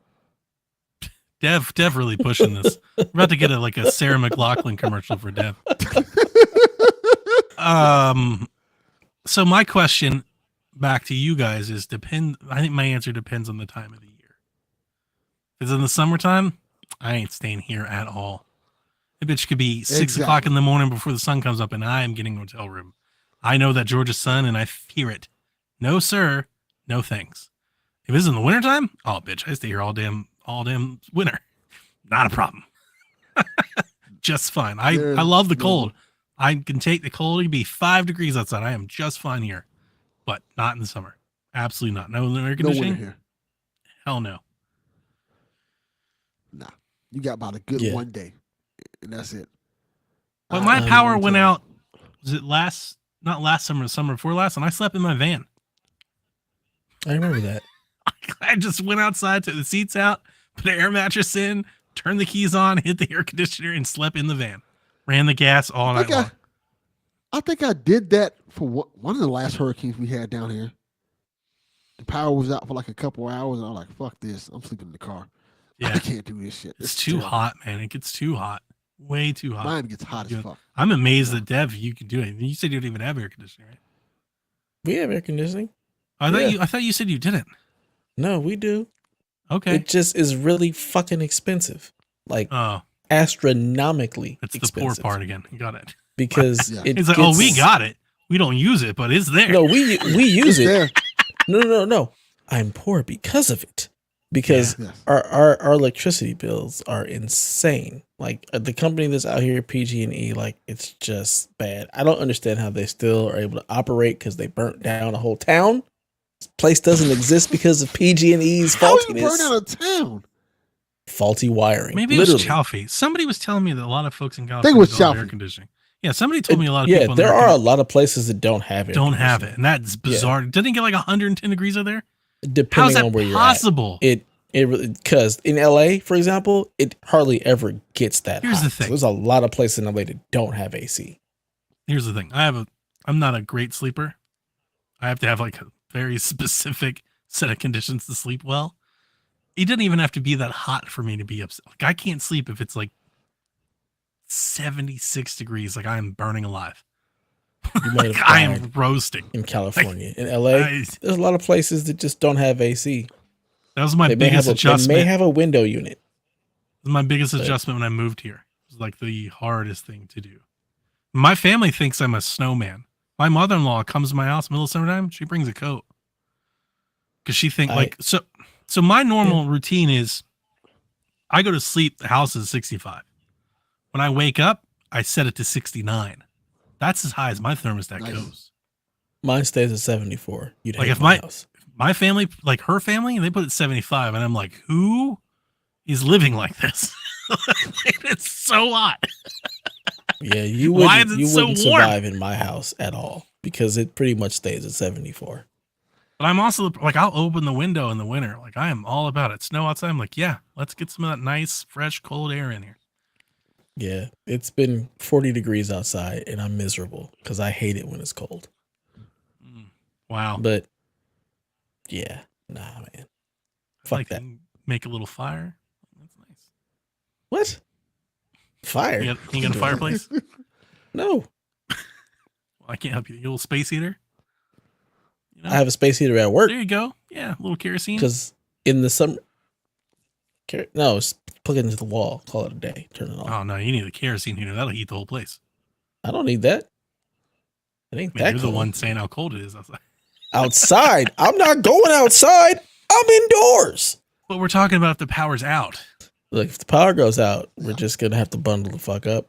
Or John knows what he's talking about. I'm gonna go to my church. You're good, man. It's cold. Warm up. Shot of brandy. Yeah, really laying on this poor thing. Like he is, isn't it? It's like he's going out of his way to do it. I just really want to start a Kickstarter for him or something. That's basically GoFundMe. I just don't want to pay for a hotel at all. I got you. I'll send the family to somebody else's house and I'll just stay here. I wish we had somebody else's house to go to. Yeah. When our air conditioning went out, I got a hotel. Like when our air conditioning went out, I was like, absolutely not. We were not staying here. Yeah. I'd fly home. I'd take vacation and go to Ohio before I'd do that. I'm like, no, we're getting out of here. Our power did go out for a while over the summer, like a couple of hours, and it was really hot. We just stayed downstairs. Yeah. Yeah, that shit is for the birds. I'm not doing You ever come into your house in the summertime, maybe if the power's been off or something, maybe the neighborhood had transformed, and your house has been like unventilated, unaired all day, and you open out the door, it's so thick, the heat. Oof, yeah, too much. I can't say that's ever bothered me. I don't mind the heat. Heat doesn't. Again, this is the yin and yang. Mm-hmm. So I'm Sub-Zero. Basically. Yeah. And you're a Scorpion. Get That's over our here. new thing. Yeah, that makes you reptile, Calvin. That's about Okay. right. That's some Florida shit. No, you're fucking really the ninjas. The ninjas, damn it. That's fitting. Okay. Over under 94.5 for Resident Evil 4 remake. The original got 96. I'll take the under. Yeah, I'm going under. Under. Yeah. Over under for 78.5 for WWE 2K23. WWE 2K22 got a 77. Under. How much is it? You said 71 and a half? 78.5.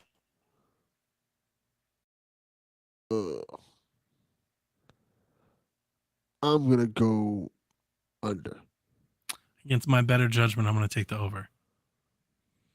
I know a lot of the major 77. publications could be a lot of 6s and 7s, but I'm hoping Yeah. maybe some of the indier folks that are excited about wrestling games bump it up a bit. I'm thinking maybe the changes that they add to it or the added modes. WWE's getting into make it that better. Madden type of age. Nobody's playing those Yeah, I modes. think you guys are right. Give it that same score every year. They just slap a score in. Oh, this is 7. 77. Call it a day. 7. Yeah. I'm like, yeah. 7's the new average. Played this? Yeah. So like we have a 10-point scale, but we really is a 5-point scale because everything is between 5 and 10. So we should just be doing like a 1 through 5, like a 5-star. 7's a 3. It's a 3-star. It's the average. Mm-hmm. Yeah. That's what it's gonna get. Buy or sell.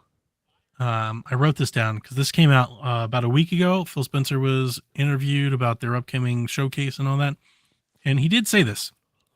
He said that they have a few more GoldenEye style surprises for this year. So first of all, buy or sell. We all buy. Everybody's got surprises. They're going to do something. But more importantly, what do you think it is? Because he said GoldenEye style surprises. So is he talking about remasters? Is he talking about N64 games coming back? Is he talking about a rare game?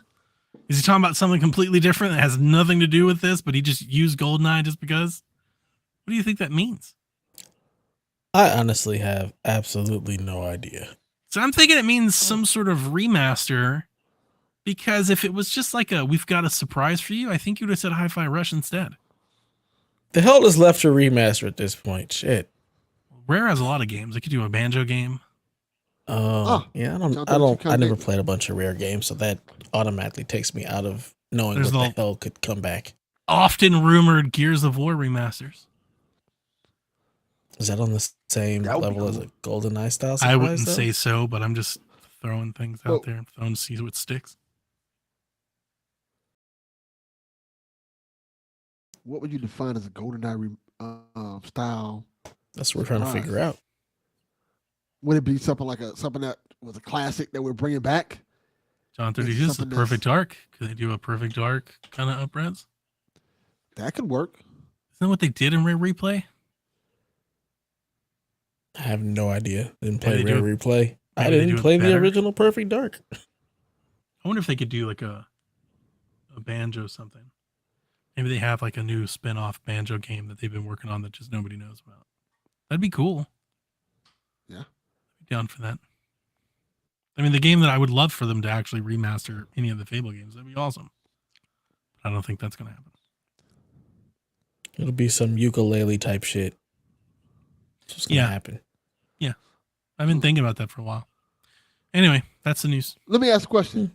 Could they mean, because the GoldenEye remaster is kind of them working with Nintendo, could it be something else? They like, hey, we worked with somebody else to. That's why I was thinking Rare. So if they went to Rare, maybe they are going to do something that could be on both Nintendo and it's Banjo.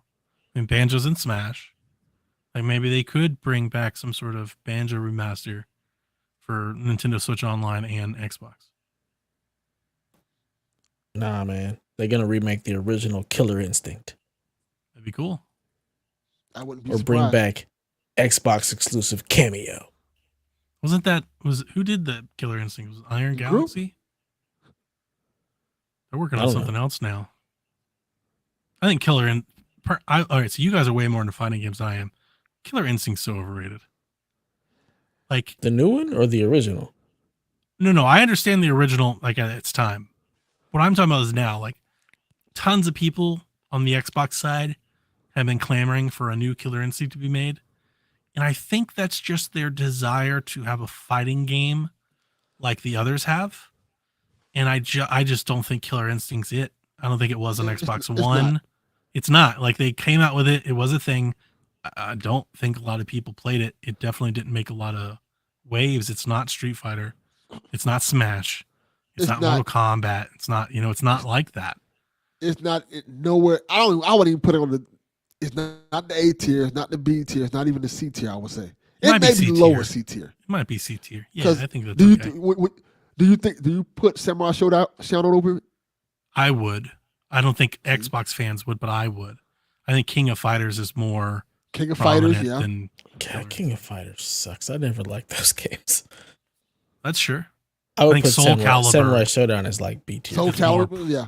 Soul Calibur is more prominent than Killer Instinct. I'm not even going to mention Tekken because Tekken's way more prominent. Oh, for sure. No, Tekken's up there. I hate Tekken. Tekken's on the Rushmore. Tekken's up there. Yeah. The Tekken, Rushmore? Mortal Kombat, Street Fighter. A tier, whatever you want to call it. Street Fighter, Mortal Kombat, Tekken, and Smash. Tekken. Like, that's it, man. Yeah, like, they are up there. Those Those are the four fighting games. Yeah. And Killer Instinct is so... Killer Instinct is so not that. It's not that at all. But I keep hearing about it. And I'm going to say the point I'm trying to make is, because I listen to these Xbox podcasts, I'm on these Xbox like Reddits and stuff, and I see it. Like, these games, they come back around. People are talking about how great Crackdown was. Nobody was fucking saying that when Crackdown came out. People were talking about how great that what was the other game? Quantum Break. That had its old like little flair a few weeks ago where people was like, we should really bring back Quantum Break. No. It's not. No, we shouldn't. I love Quantum Break, and it's not coming back now. Right. It's like these failures keep getting a second life for some reason. The Platinum game that got shut down, Scalebound. Like, that's like, that is probably the only Xbox game that I ever wanted to actually see come to light with Scalebound. I was like, what's that? I want to play that. Killer Instinct seems to be having a little bit of that too. Like a little, I'm not sure if it's just nostalgia, but like for whatever reason lately, I'm seeing a lot of people like Xbox needs to get somebody to remake Killer Instinct. I'm like, but do they? I don't think somebody they do. else needs to get Killer Instinct. You know what I think you should do? Platforms. I think you should just buy Street Fighter instead. Just do that. Like, nobody needs to put in all these millions of dollars to make Killer Instinct again. I don't think so. Ultra Combo. Now the original, like if they remastered the original Killer Instinct, I think it'd be awesome. If they remade it, not remastered, if they remade it, that'd be cool. It'd be like a little nostalgia thing you could have. I'm totally fine with that. But no, I don't think they need to be. There are people who are like, we need to buy a studio for Killer. No, we do not. That is the last thing I need is another State of Decay development studio that's like just doing that. Like, no, we don't. That's a bit much. I just wonder where this stuff is coming from. Recore. Nostalgia. That was another one. You know what it is? But Recore sucked. Nobody liked Recore when it came out. This is what it is. I can tell you what the problem is right now. I'm thinking about it right now. It's because the whole narrative of Xbox not having games is starting to get to people. So they're trying to find stuff to put in that place. Like, hey, bring back Recore. Bring back Quantum Break. No, and I liked Crackdown. I think people were too hard on Crackdown. I liked Crackdown. Crackdown was fun. And I wouldn't mind seeing another Crackdown. I'd be down for that. But not Recore. People just want exclusives. That's what it is. Yeah, I think maybe it's just they just games. Like they're Xbox kind of having a drought and they just want more games. I'm okay with that. Like yeah, anything. Bring all of this back. Yeah, but not bring something back. Just make something new. Let's do better than that. Like let's not make Killer Instinct. Let's do a better fight. So yeah, I like it. Still I guess waiting on something from Hellblade.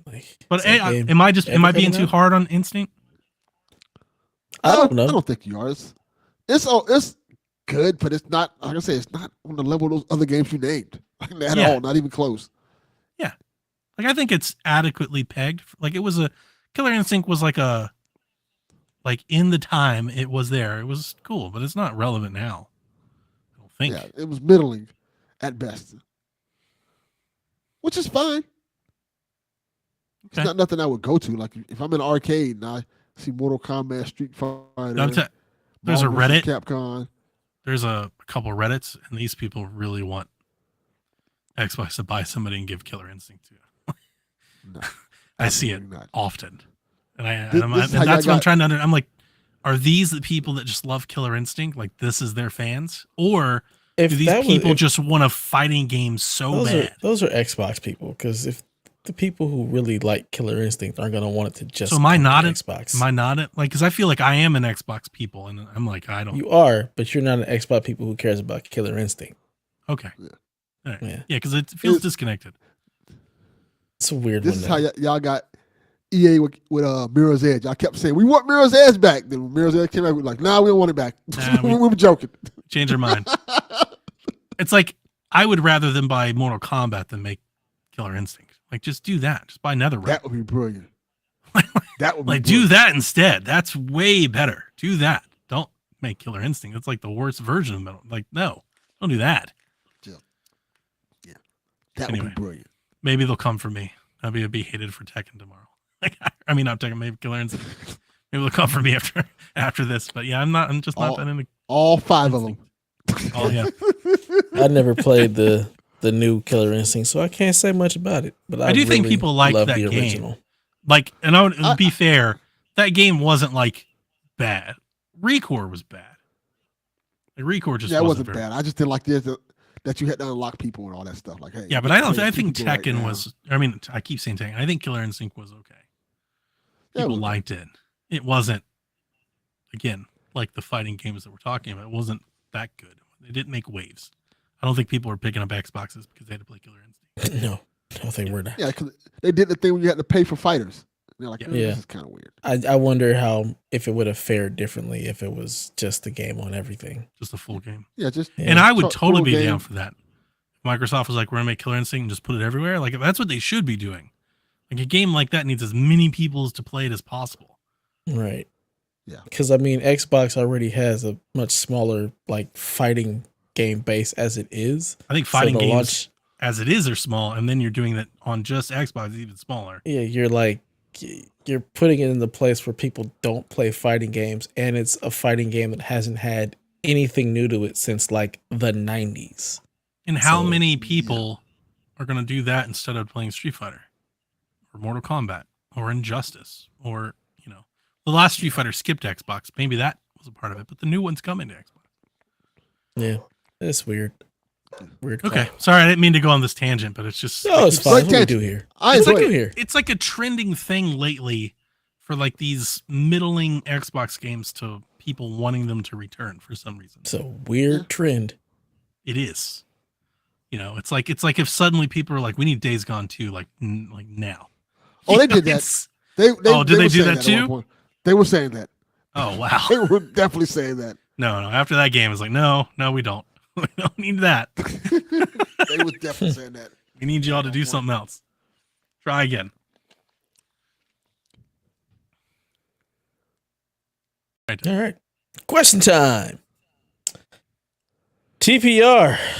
This is with a sports question right out the back. He says, question for tonight. What's the ceiling for Ja Morant's stupidity potential? It's a tough call. Tough question. You My know? man is fucking up Memphis' season. Well, is he? It's 4 games. They already said they're not pressing charges. There's nothing in that IG There's nothing to video press really charges press over. charges. Yeah, he they're like, didn't do anything illegal. yeah. I want to be No clear. complaints were filed. Yeah, I'm not going that far. I'm not trying to. There are people, ESPN and all that. They're going to do what they do, the news, and try to convict somebody over his morality. That's ridiculous. Man wants to have a gun as well as his right as a citizen to have a gun. That It's wasn't more- even a gun. That doesn't even get to qualify as a gun. It was like a lighter. I think it was so small. The reason that's concerning is there had that report a few weeks ago that a gun was brandished when they were having a. That's what you don't like. That's the scary part. Yeah. Whoa, this Yeah. gives credibility to the report when somebody's like, "Hey, somebody pulled a gun on me." Yeah, you don't Yeah. want your players doing that. That's a problem. Yeah. Yeah. But it does seem like a huge distraction. I mean, Memphis is still in second. Is he going to be back for the They playoffs? said he's going to be away for at least 4 more games. At least for me, because the last I kept yeah. seeing was indefinitely. Yeah, and they just Memphis released a thing today saying 4 games because The league or there's- the Grizzlies? There's nothing there. The Grizzlies. He said he'll be away I for think at the least league 4 more might games. suspend him, and that's the scary part. Depends on if he broke any laws with whatever gun. The other thing is like the police couldn't even find the weapon. So and there was no That reports. bitch that thing was gone real quick. Yeah, there was no reports of like any intimidation. There was nothing. Yeah. Like yeah. all it was the IG video. So it's like, Yeah, he's just cloud chasing. He's just showing off. He's just which is being dumb, stupid. but not illegal. Yeah, he's You gotta being be young and smarter than dumb, that. and unfortunately, now in this age, there's social media. This is the NBA. It's always been the NBA. They just now have cameras everywhere. So, Oh yeah, and the cameras would have fucked. And they record themselves. yeah, they Yeah. just they like a lot of said they need a veteran presence to punch him in the mouth and say, "Stop that, dummy." Isn't that what Adam's supposed to be doing? That's what apparently that's what Adams did. They had a team meeting like right before that happened, where Adams was like, "Some of y'all need to get y'all shit together and stop acting like kids. Like we need to grow up and stop making some of the decisions like after the games and like beforehand to really start to get it together." And then that happened. So it's like he just is not listening because That's he the didn't thing name with- anybody in it. He just That's the thing sent it with to the whole youth. team. When you have Yeah. youth that's talented, they don't think they need to do that. It was a big thing with Kyrie. Kyrie's like, nah, we're good. I'm Kyrie Irving. I Yeah. can just show up and be amazing. You know, like you learn that over the years. But Yep. I believe in the Grizzlies as a team. I still do. I think they're a tough out, but they're rocky lately. I think they're like 5-5 in their last 10 and not looking good. They lost to the Spurs the other night. I was like, oh shit, what's happening to the season? You guys are letting me down. But if he's there and they're in the playoffs, I think they'll be ready to go. Yeah, I still like we'll him. see. I think so. I still like him. But yeah, he's got to get better. Got to Yeah. He's too good. That's the thing. That's the thing. Any basketball fan that's watched him play, everybody knows he's way too good for that. Can't be fucking up your career over dumb shit like that. He's got too much talent. Yeah, For some likes.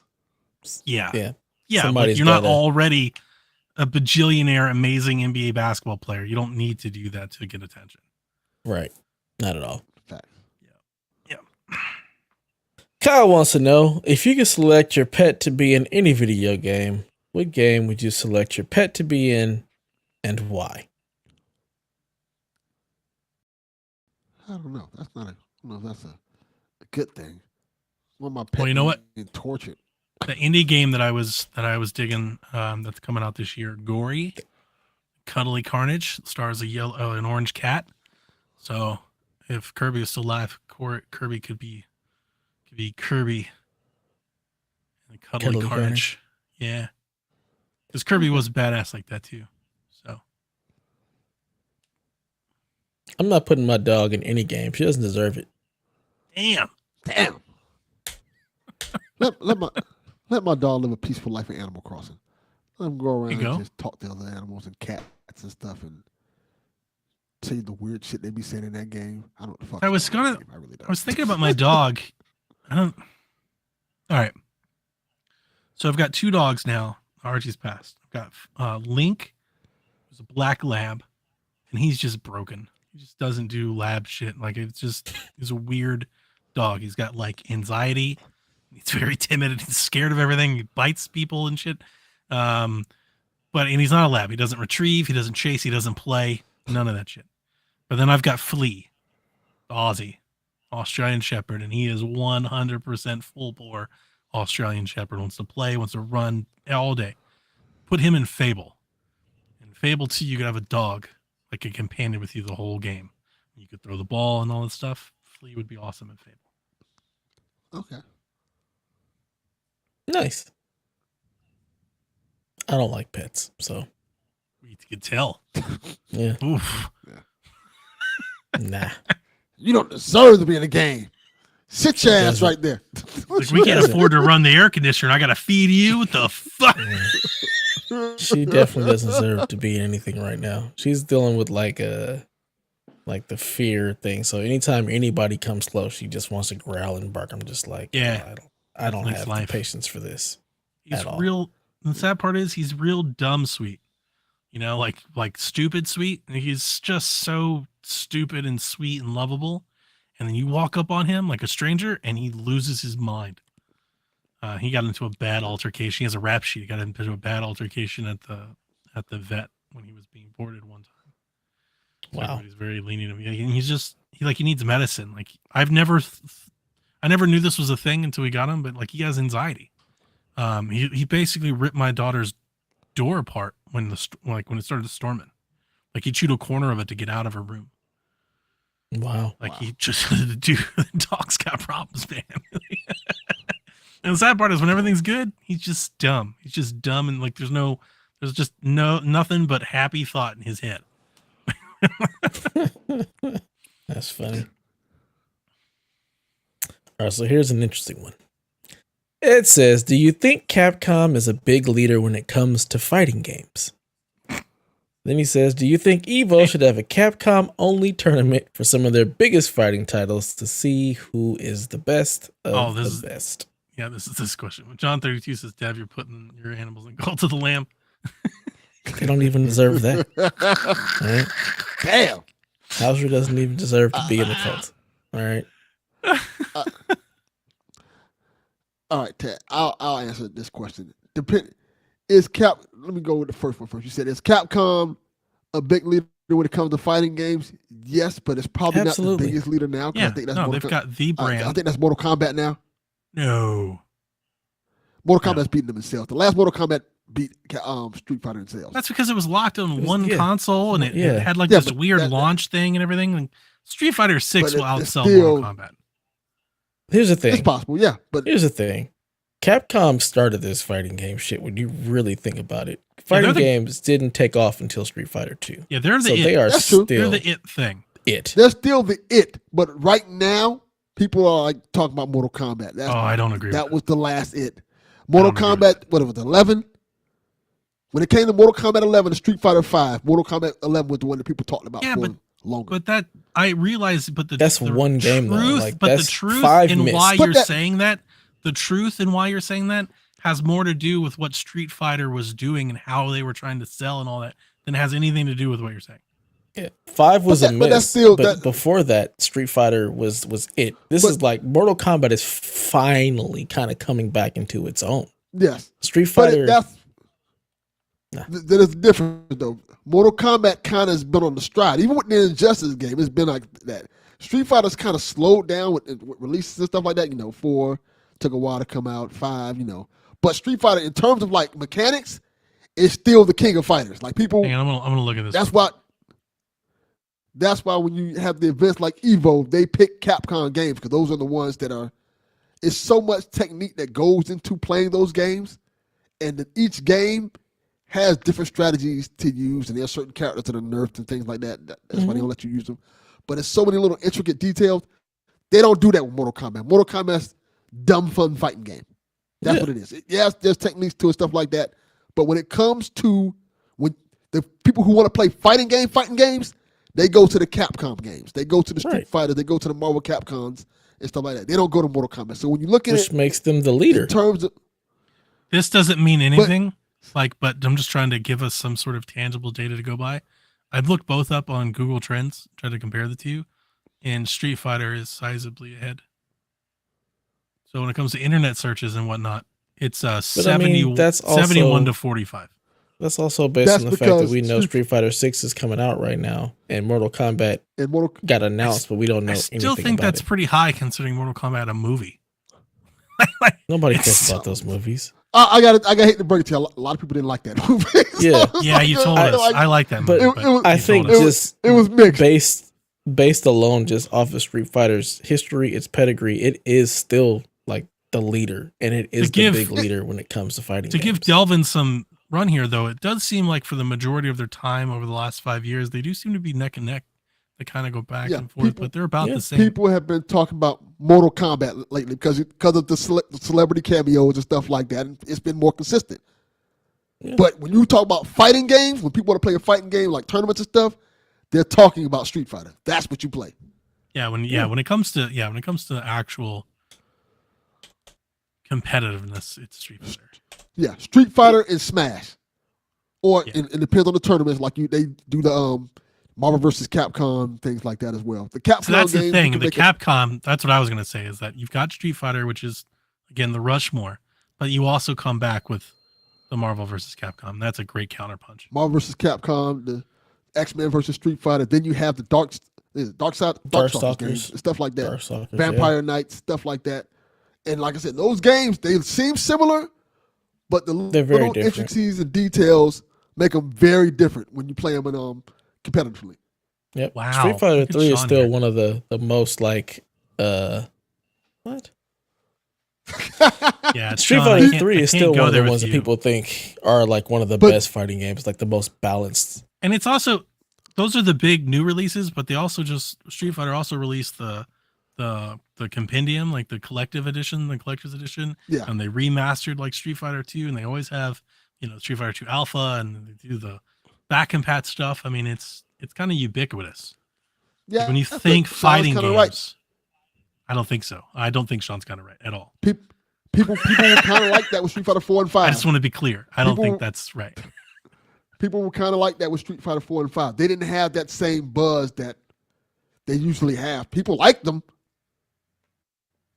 Well, that's what we were talking about. Yeah, Sean. it was a departure. Like Street Fighter 5 was a miss, but Yes. even with that, it's still like the go-to. Oh wow, never mind. Yeah. I'll shut up.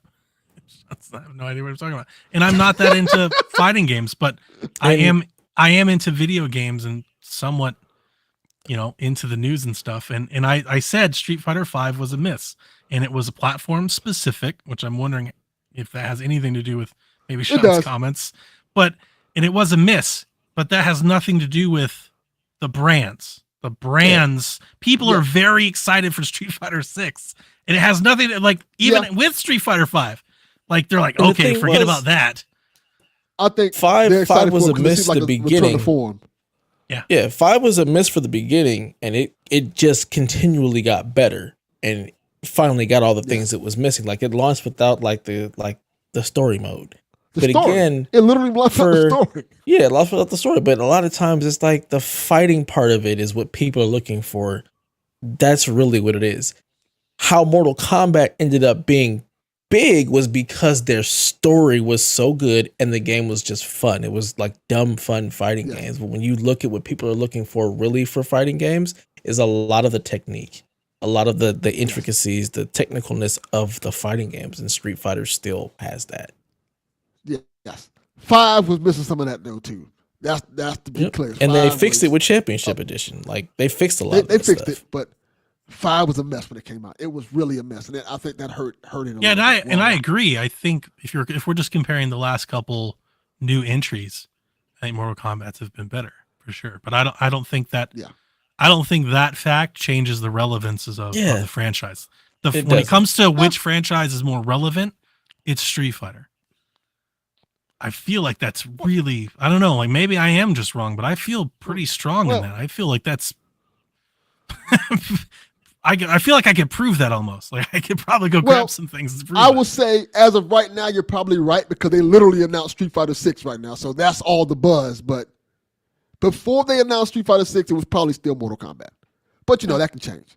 Okay. And again, I'm not that into fighting games, so I'll just say that I don't know what I don't know. Maybe. I'd And the even crazy say thing, people this were is the looking only at. subject I know about. I would say people were The one even thing I know about. with Mortal Kombat 11. I think your real fighting game heads were looking at stuff like Guilty Gear and Same. other things when it Yeah. wasn't Yeah. Mortal Kombat. Like your fighting heads are not looking at Mortal Kombat. They're really not. They're looking That's what I was thinking. at the more technical fighters. Skull And Bones. I'm not trying to. I'm not throwing shade at Mortal Kombat. I probably like Mortal Kombat more personally. I just don't think. I just don't. Mortal think Kombat's a more fun game. I don't think they're on the same level. Like what it means to the fighting game community. I guess in the context of this question. Yes.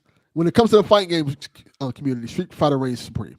Sean. Yep. That's what people Street Fighter, Guilty They all Killer Gear, Instinct. King of Fighters, Yes. those type of games. Smash. Mortal Kombat is there, but it's not something that people are really looking for. At the like Evo, people aren't looking for the Mortal Kombat fight. They're looking at Street Fighter, looking at Guilty Gear. They're looking at the Japanese fighting games. To be perfectly honest, let's just be real. Yes, because it takes a lot of strategy and technique to play those games. That you got to be good to play those. There's like good to play, good like online good. Then there's good for Evo. Two vastly different Or just things. tournaments. Period. Yes. Sean says I personally love Street Fighter way more. I personally can't play Mortal Kombat. I feel the opposite. I think Street Fighter is like really hard to get like really I'm really good good. at both. Yeah, I can handle both. Whereas Mortal Kombat, I'm good at just, both. I think it's because we grew up got in the Mortal- arcade generation, Delvin. We just Yes, it's Yeah. part of us. that's what it Just is. do some fatalities and stuff and look cool, and just that's all. And I've never claimed to be good at any of them. I've only ever played them for the story mode or just to do like what I think's cool shit. I do like when both do cool shit. And Street Fighter is the one that like I feel like I'm gonna feel some FOMO on because it looks so good. It looks so good. I want to play it, but I can't be dropping full day one prices on a Street Fighter game. Like I just know I'm not gonna I'll play it definitely that get much. that day one. I'm not gonna play it enough to be there like day one. I'm gonna wait for a sale and then jump in. But I really do want to play it because I think it looks excellent. And watch it come out and be terrible. But everything they've shown, I'm like, man, this looks like one of the best games I've seen in a long time. All of They the can't early make that access mistake alphas, everybody is like, this is it. Like And people that's- are playing they it. can't It make- jumps This is it. off the screen. That's why I keep saying like I don't want to It's got all the dismiss it colors. as like game of the year. I don't want to dismiss it because everything that I'm seeing, I'm like, this looks like one of the best video games I've seen in a long time. Yeah. Now, it They doesn't can't mean anything. release- I haven't played it, but what they've shown looks great. It looks really good. It's very They impressive. can't release an incomplete Street Fighter game. They can't do that. They got so much flack for 5. They cannot release Street Fighter 9. Yeah, this one is so That's complete. nothing You can easy. go into the little hub world and play the original Street Fighter 2. That's how complete this game is. Yeah, they can't mess this up. They literally can't. That would Dad's be talking bad. about Elaine. Maybe you guys could tweet at her. I Who? don't know. She didn't talk to us anymore. Yeah, right? Who? I knew Yeah, what he was talking about. tweet it Elaine. I was waiting for you to highlight it so I could be like, I don't know what you're talking about. There she is. Elaine. It'd be exciting. I can't wait to hear what you think, Delvin. And I hope Mortal Kombat comes out and I hope it's good too. It will I'm be. excited for both of them. It'll be fun. It's gonna, It's gonna be a good year for. And I think Tekken looks yeah. great. I don't It's think gonna be people a good year for fighting yeah. games. Tekken Yeah. looks really really good. Do you I look think forward to Evo should playing have a Capcom only tournament? I don't Like, know what this only means. Capcom games? Is that what that means? just the only Just Capcom yeah, games. only Capcom game. But he says who is the best of the best. What does that mean? Yeah, I don't know what he means by that. I Is think is it like one player that plays all the Capcom fighting games, or is it to define what game is best? Yeah, to define what game is best. I'm assuming. How would you do that in a tournament? Like I fan don't know. vote, popularity? I'm assuming fan vote popularity. Street Fighter they is would gonna probably- crush the rest. I don't think anything is I going to beat think- Street Fighter. I Except for think maybe it Marvel would- versus Capcom 2. Yeah, I I don't think think the it- vote would probably go to Street Fighter 3. That's the one I Mhm. think they would go to because Mm-hmm. that's the hard one and that's the one everybody loves because it's so difficult to play in the master. That parry move. Oh my God. The It's so parry- good yeah, when the you parry. can land it. Oh. Yeah, Yeah, people do like the parry. Yeah, I was thinking about it because I was thinking like, what if they had? You couldn't have who is the best across like 5 Capcom games because the games are so different that people vastly excel. different. Like they excel. and it's too many to like have that kind of like hey You can't master 5 of them. No, You have all the Street Fighter games, then you have Can you? Capcom, all the the top There you level. go. Marvel versus Capcom games. Okay, never mind. I Yeah, like the Street Fighter, like the top Street Fighter players, like they just jump from one Game to to the game? next. Oh shit, Mhm. never mind. Totally can't. Daigo, Disregard. Daigo, yeah. apparently Lupe. Mhm. Lupe, yeah. Lupe's a huge Yeah. Street Fighter fan. Yeah. Cool. Maybe they could. Who's the best all-around Capcom fighting champion? I don't know who it is now. Yeah. It's a good question. We'll have to watch Evo 2023 to find out. Which is, I think, today. It started today. Oh, it did? I Oh, think. Oh, no. They just, I think, announced a lot of the stuff. But yeah, August is when it is. August. I'm excited for it. I'll watch it just so I can see if they show anything Street Fighter 6. I'll be excited. Oh, it'll be at Evo. It's not. yeah, I'm looking at it right now. No, it won't be It's the a- game they play, but it'll be there. There'll be something. I sure hope so. They'll announce a character or something. Yeah. They're Because not the going to game miss will have that already come out. marketing opportunity. The game will have They already said, been out. I'm reading it right now. The full Evo 2023 lineup is Street Fighter 6, Guilty Gear Strive, Dragon Ball Fighter Z, Tekken 7, King of Fighters 15, Melty Blood, Mortal Kombat 11, Ultimate Marvel vs. Capcom 3. So that's their lineup. Good lineup. Yeah, solid. Times. Let's go. All right. Next question comes from Paul. He says, would you eat gopher stew? Why not? Yeah, I'll try it. Fuck it. I'm sure it try it. tastes like chicken, rabbit like everything before. else. Ate rabbit, ate gator, ate plenty of things. So I'll try gopher. Yeah, I mean, I've eaten rabbit too, and if you're gonna eat rabbit, let's go for it. It's not too far. Yeah. I guess. Wouldn't want to. Yeah. Yeah, I'm not going Even if I had to. Let me get that gopher, you know. Yeah. Yeah, I don't want to particularly. I'm not sure. Is that what you're making, man? Like, yeah, it's a weird question. gopher doesn't look good. Yeah, Nah. I wouldn't think so. Yeah. Yeah, I'm good. So Rebecca has a question for us. She says, Tunic is Hello, getting a physical release bundle through Fangamer for PS5 and Switch, but not for Xbox, despite it being a timed exclusive for that console. Do we have thoughts? And I think this is very self-explanatory. Pretty sure she knows the answer to this. No, she's asking us. She clearly doesn't know the answer. I mean, yeah. So the answer is the same reason it's not getting a special edition on PC. Because they don't sell. That's why. It's nothing to do with it. It's nothing to do with the timed exclusivity or anything like that. It's got nothing to do with the fans. I think Xbox has probably proven with Game Pass and their sales that they're probably doing more digital stuff.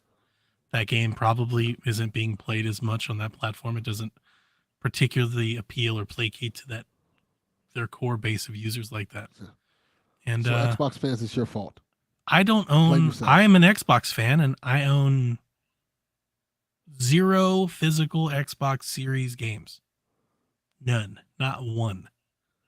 And that's been that way on Xbox for a long time. I can't say that about. I still have PlayStation 5 game. Like a physical version from when I had a PlayStation 5, but I do not on Xbox Series, and I don't feel like that's abnormal. I feel like that's probably that's the same reason that third-party games, they don't do collector's edition on Xbox. Again, the same reason they don't do them on PC. There's a reason why. It's because I think those platforms are more digital leaning than the others. Maybe not more, may not be the best way, but the customers that would buy, like those sorts of things are probably more digital leaning than on the PlayStation or the Nintendo side, where fans are still very, very happy to have their physical box and their little collector's item and their little art book to put on, their shelves. I think that's definitely a PlayStation Nintendo customer thing to do. Yeah, makes sense. My thoughts were, people still buy physical games. Like, this is a thing still. Why are we doing this? Stop it. Even my Destiny Collector's Edition, I bought the collector's stuff without the game. Didn't come with the game. I just wanted the stuff.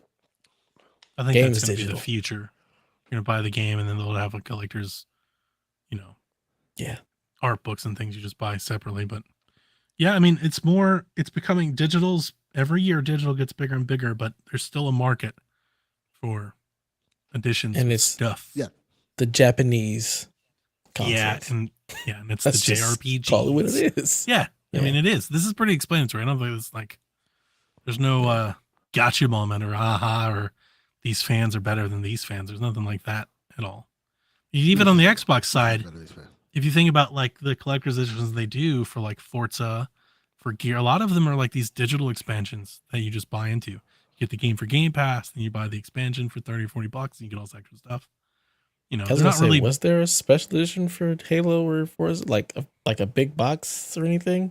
I don't remember seeing anything for that. They had the controller for Halo and the edition for the console, but no, nothing like that. And then like on the Gears side, they do actually like you buy Lancers and stuff separately, but that's not like a part of the game. Yeah. Yeah. So I just think it's different market, different customer. Mm-hmm. Matt says, semi-related to Rebecca's question, Sea of Stars game is getting a ton of flack from a select few over the fact that the Xbox version is apparently MIA in updates despite promises for the platform. Do you think this version is still coming? Do gamers whine too damn much? Gamers definitely whine. Can we too answer damn the last much. one? Yeah, gamers yes, they whine way too much. Yeah. Way too much. It's an Big-ass interesting relationship that publishers have with customers, because customers feel a sense of empowerment that I don't think customers feel in other industries. I don't think there's a whole lot of other industries where even a minority, but a large group of customers feel like they can influence how people treat them. But gamers do. Enough of them tweet that they're upset. They actually feel like they can inflict change, and sometimes they have. But it's just not something that you see a lot with a lot of other mediums. Or at least I don't see near as much. Maybe it's happening. I don't see people doing that with, like, I don't know, Home Depot or McDonald's or things like that. Nah. Like, we still don't have the chicken wrap. A bunch of Karens. Like, we tweeted about the chicken wrap for a long time, and McDonald's is like, yeah, go fuck off. we still don't have it. So, so the last part, gamers definitely whine too much. Yeah. I don't know anything about Sea of Stars. I don't know if it's coming to Xbox. If it is, I don't know. Could it be delayed? Could it not be there? Sure. It'll sell the least on Xbox, so I'm sure it's the least of their concerns. I don't even know what the hell it is, except Garrett keeps talking about it or something. It's this game that is Chrono Trigger-like, that has Chrono Trigger people very excited. I think maybe the music or somebody from Chrono Trigger is doing it, and Rebecca's been telling me about it on Shack. It looks cool. There's a demo on Switch. I do want to play the demo, but playing Prime and stuff. It's at the end of a long to-do list. But people are excited about it. But very excited. I wouldn't be too concerned about an Xbox version. Guess what? I don't think too many of those customers are playing that game on Xbox. Yeah. Nope. Q43N says, you have a crazy wish for video games this year? So many. The return of E3. That's a crazy wish, right? I've given up. Yeah. I've given up. I think that's probably would be my big one. Like, hey, bring back E3. Really? Bring back the big show. The big showcase, I guess. The whole pawn circumstances. It's dead. It's all dead. Stop. It's dead already. It's over. I just give up. I don't have any more energy for that. That's why. Crazy wishes. Let me open up my little notes. Yeah, I don't have anything that I can think of. Shut. That's PSVG. also dead, Look, much like E3. Look, the PSVG house party is literally the three of us hanging out and not even telling anybody. It's just us chilling. That's honestly true more than it's not. And it's like, I love a lot of our folks, but a lot of our folks have left and they're doing their own things. And like, it's kind of sad at this point. It was a moment in time that we lost. Blame COVID. That's the PC answer. Donnie don't like y'all. It could be Sean. It could be us plus Sean. Maybe Chalfie. And Chalfie, yeah. Yeah, we could have some fun. All right, crazy wishes. You know, my craziest wish this year is that we see GTA 6. Oh. It's time. I don't like that. It's beyond time. It should be soon-ish. I won't say soon. It's not coming out this year. Could it come out next year? The leak stuff. Yeah. Had me excited for it. Yeah, like in 2 years, could it come out? Like, yeah. And the whole video thing that came out with the protagonists and stuff, they made a big deal about. Yeah, like the whole source code leaked and everything. Yeah. Oh, I forgot all about that. Yeah. I would like for them, if they are, I think you could show the game this year, like a teaser, and just say 2025. Like, we're not too far away from that to be a thing. That's totally fine. It's not really Rockstar's thing, but like if they did, I would be excited. That'd be like a real crazy wish for this year. Other crazy wish, I have a list of like predictions, like these things that I just want. So, Lollipop Chainsaw, I don't think it's this year. I really want it to be though. I really want it to be. Metal Gear Solid Remake. That's a good one. I've given up on that. Or a remastered collection. Like given up on that as well, because they won't put the first one in it. I don't care about 2 or 3. Dreamcast Mini. Oh, that would make me happy. Care. Damn, dev cares not about anything. Not Okay, really. maybe this one. Infamous Remastered. Remake. I'll take, yes. I'd rather have a remake Yeah. than a remaster. I would, we all would, I think most And just of the us would first rather two. have. We don't need Second Son. Let's just forget about that. Look at altogether. Sean in the chat. My next one was Diablo, Call of Duty, and more hit Game Pass this year. God, does Game Pass need it? I feel like it needs it. Sony won't let that happen. They're trying their best. They're trying their damnedest. Not to on make my sure it watch. doesn't happen. Not They're on my trying- watch. They're trying so hard. It's honestly, and Sean's for the Diablo. I'm for the game of Call of Duty. Like, I really want Call of Duty to start going into Game Pass. I'm like, man, that would save me $70 a year. That sounds awesome. At least just put the campaign in there. Yeah. Yes. Well, Just put the Warzone's campaign. free at this point. Why not put the whole? Yeah. I mean, people still play the multiplayer a lot. I do so- want them to do. I want them to keep releasing them separately, like or staggering their releases. I would love for them to have more time. I would love for like, hey, we're gonna release the campaign November 1st, and all multiplayer will come out on the 20th. You know, because I liked it. Not only were we all playing the campaign, but that was all the talk, all the like. I feel like none of that coverage. The campaign gets very little coverage, and they release it all at the same time. But because they didn't, we were getting reviews for the campaign. People were talking about it because they were playing it. If it was just the multiplayer, we don't get half of that stuff. And as somebody who plays the campaign, I really enjoyed it. So I hope that happens. Yeah, campaign was awesome.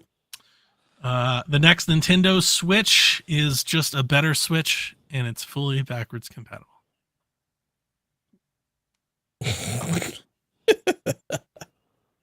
I feel like Nintendo's like, nope, screw you guys. We're taking all your Resell you money. all these games. Yeah, they might. That's what MVG thinks. I don't think so. Yeah.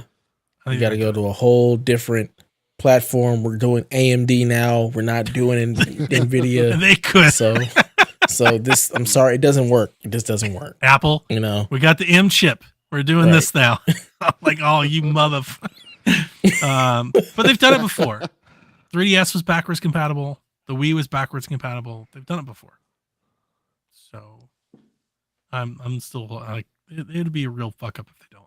It'd be a gut punch. It's gonna hurt. I'll buy it anyway, probably, but it's gonna hurt. If they don't, it's gonna hurt. Like, this one's gonna What if hurt it's way only more back- than the Wii U. What if it's only backwards compatible digitally? I think that'd be okay. I think that'd be fine. it's going to take like 2 years and they'll put them in an eShop and like your purchases will carry over, but it's going to take 2 years. I do think it's probably going to be more like what PlayStation did. I think it's going to be backwards compatible, but I think developers will have to recertify their games, which means not everything will just work, right? It'll be a select that comes over. And I think that's okay too. I don't think every damn game on my Switch needs to come over, but the ones that you want to come over should. I think that's the important part. Just Nintendo first party games. Only Nintendo first party games are coming. I mean, that wouldn't be great, but I wouldn't mind it. Like, I'd be okay with it. But I want to play like better. I want to play third party games on better hardware. Oh, they're not getting any better. It's going to be the same version. It's going to run the exact same as it did on the Switch. It's not getting any breaking kind my of heart. up-res. Come on. Breaking my heart, Deb. You're I asking think it's too gonna, much I think here. it's going to be backwards compatible. It'll be backwards compatible, but it's going to play it the same way as before. This is Nintendo. They're not good with hardware. That's not true. Uh, Just because they don't throw every No, cell I'm in not- there doesn't mean they're not good with it. They're I'm very not good even with it. saying that. They're very good at making their hardware like, we're going to do some weird shit and it's going to be great. Oh, I'm not expecting them to suddenly start talking about frame rates. That's not what I'm saying. No. I'm not even saying that. I feel like you'll get the games. They just aren't going to be any better. Much like the N64 games on online. They're not great. That's not true. They are better, They're but they're better. But they're better. Yeah. That's okay. But they're I better. have zero faith in it. That's fair. That's fair. No, you're on the right path. That's where you should be. I'm a hopeless romantic over here. I'm just dying in optimism. But it's honestly, the games that I'd be most excited about are probably not even most of the Nintendo games I don't have a problem with. Most. I've got some that I've got issues with, Age of Calamity and stuff like that. I would like to play better. But I'm really thinking of like a lot of the shooters, Skyrim. Like, I would really like to. Could we boost those up a bit on the go? Like, that'd be really cool. Skyrim runs pretty good on. Yeah, Skyrim runs pretty good on the Switch, but it could be Skyrim. Better. Of course we do. Wait till Starfield comes. Oh gosh, we're gonna be playing Starfield in 2052. For decades. Yeah, Jesus for decades. Christ. Don't you know this is how this goes? Yeah. It's gonna be the Skyrim and Starfield bundle. Yes. Oh my God, that's gonna be totally a thing. Yeah. Be a dual pack. PlayStation Jesus 7. Christ. You get the double pack. Like the Dishonored collections and the Doom collections and all that. You're gonna get the Todd Howard collections. No. You're gonna get it. You're gonna get it. It's gonna happen. I'm not getting shit. But yeah, those are my crazy wishes. Especially that Switch, man. Need a fully back. So what I was hoping for is what if it's like the PlayStation 3? What if the first model is backwards compatible? But as they go forward and make revisions, they drop that off. Oh, that wouldn't shock me in the least. Because they could just include the chip from the Switch on the SoC, and it just plays like a Switch. Yep. Yeah. And then eventually they $400 for it. Of course. And then after the next model, they chop it off, cut the price, slim it down, and here's the next one. I think I'm totally fine feasible. with that. Yeah. I think Wouldn't that's totally fair. The people that don't care can wait or upgrade when they don't care, and the people that do care will be there. Let's be real. It's Nintendo. They're all going to buy it. I know. All you Nintendo people are going to buy that shit. 5 of them. Yeah. Not just one. Yeah. They'll have extras. You got to get the light one. Special editions. Got the OLED one. You're going to get a new one every 3 months. You don't listen to Shaq, do you? No. Rebecca and I were talking about this, and I hit her with one that I think people haven't thought about. I asked her, I said, what if the next Switch isn't an OLED? What if they just come out with like a very basic standard screen?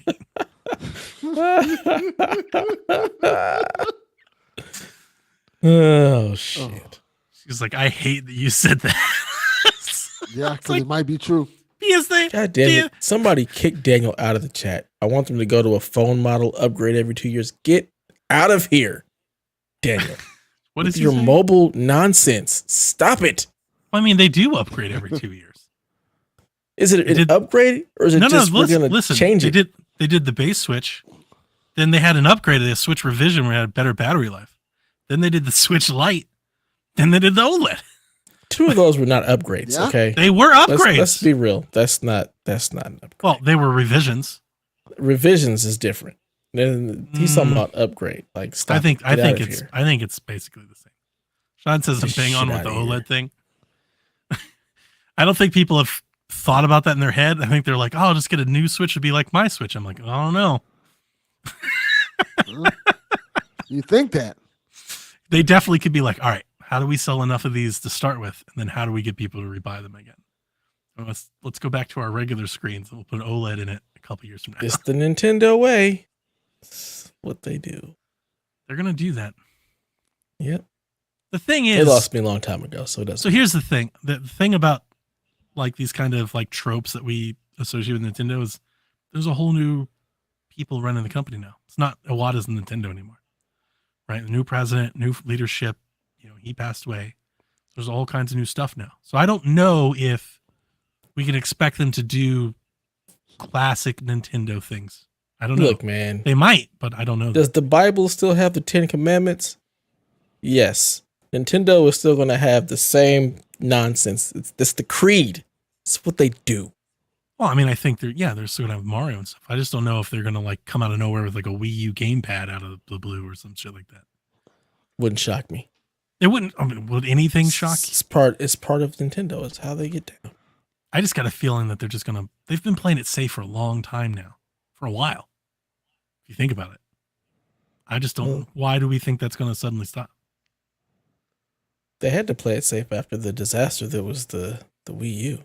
No. I'm thinking for the last few years of the Switch, they've been playing it safe.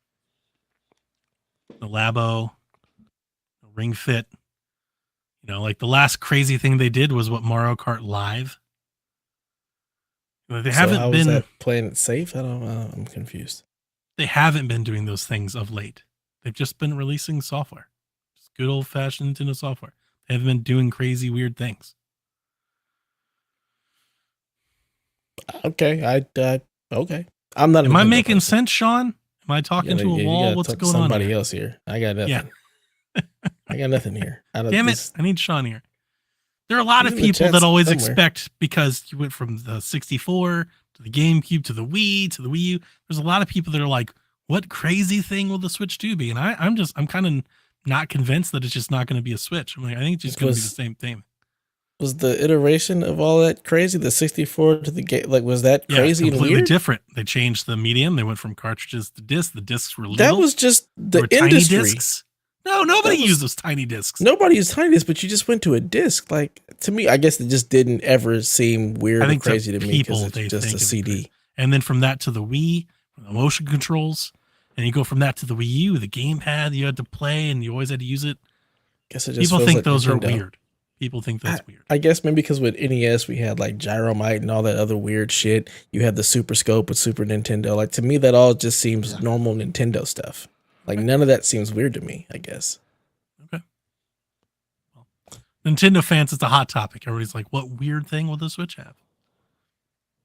I'm expecting it just to be a Switch. Are you expecting anything different, Delvin? I think it's gonna be a Switch still. I'm hoping that's what they do. I'm not even hoping. I think it's going to be a Switch. But knowing Nintendo, they might just be like, "Hey, here's this cardboard box you put over your Switch, so it's VR now." John says the GameCube had a handle, Dev. Yeah, again, to me, that's not weird because it's Nintendo. It just seems to go with Nintendo. What would be weird? A cardboard box would be weird. That would be. Well, they did that with Labo. Yeah, but if it was just a cardboard box, it's the console. Like, that'd be weird. Like, but here you go. Make believe. Switch VR. Put this cardboard box. The Virtual Boy. You're in VR. Virtual Boy. Yeah. So again, like, Nintendo, I guess, just can't weird me out because even the idea of the Switch is such a departure from most things console wise. Like, it, to me, Nintendo just does Nintendo type shit. And that's what people are thinking. Like, well, the Switch was such a departure from the thing before. People are like, the next thing isn't going to be the same thing. And I'm more of the thing. I'm like, no, I think it's going to be the same thing. I think it is too. All right. I've had enough talking about Nintendo. Oh, it's been fun though. John says Nintendo phone. Get that D life. Oh. Free to play Joe says, excluding PC. Sorry, Donnie. If you can play one console for the rest of your life, what console would it be? PC. I said no PC. Why does he get to pick which one I don't get to answer? Because it's not a console. Because he asked the question. Yeah, it's his question. That's how that works. He asked the question. We answered the question. That didn't seem fair. Mine is Super Nintendo. Sorry, Donnie. This one thing you're going to pick. Mine would be PC. Super Nintendo for me. I'll just really? take the SNES. Yeah. Even if you could have like a Switch that plays Super Nintendo games. That's what I was thinking. I'm thinking 3DS that can play Super Nintendo. Well, I can just play all the stuff backwards. Yeah, that doesn't make any sense. No, because everything's not on there. Okay. You're right. Everything's not on there, but I don't care. Like, there's nothing on the Switch I want to play. That's why. My answer would probably be Switch. I'm going to go. I'm trying to decide between Xbox and PlayStation. You know what? Fuck it. I'm going to go Xbox. Oh, out of the nowhere. PlayStation Experience host. You know why? Xbox. Because all the 360 games you can still backwards play compatible on there, and Xbox backwards compatible and stuff like.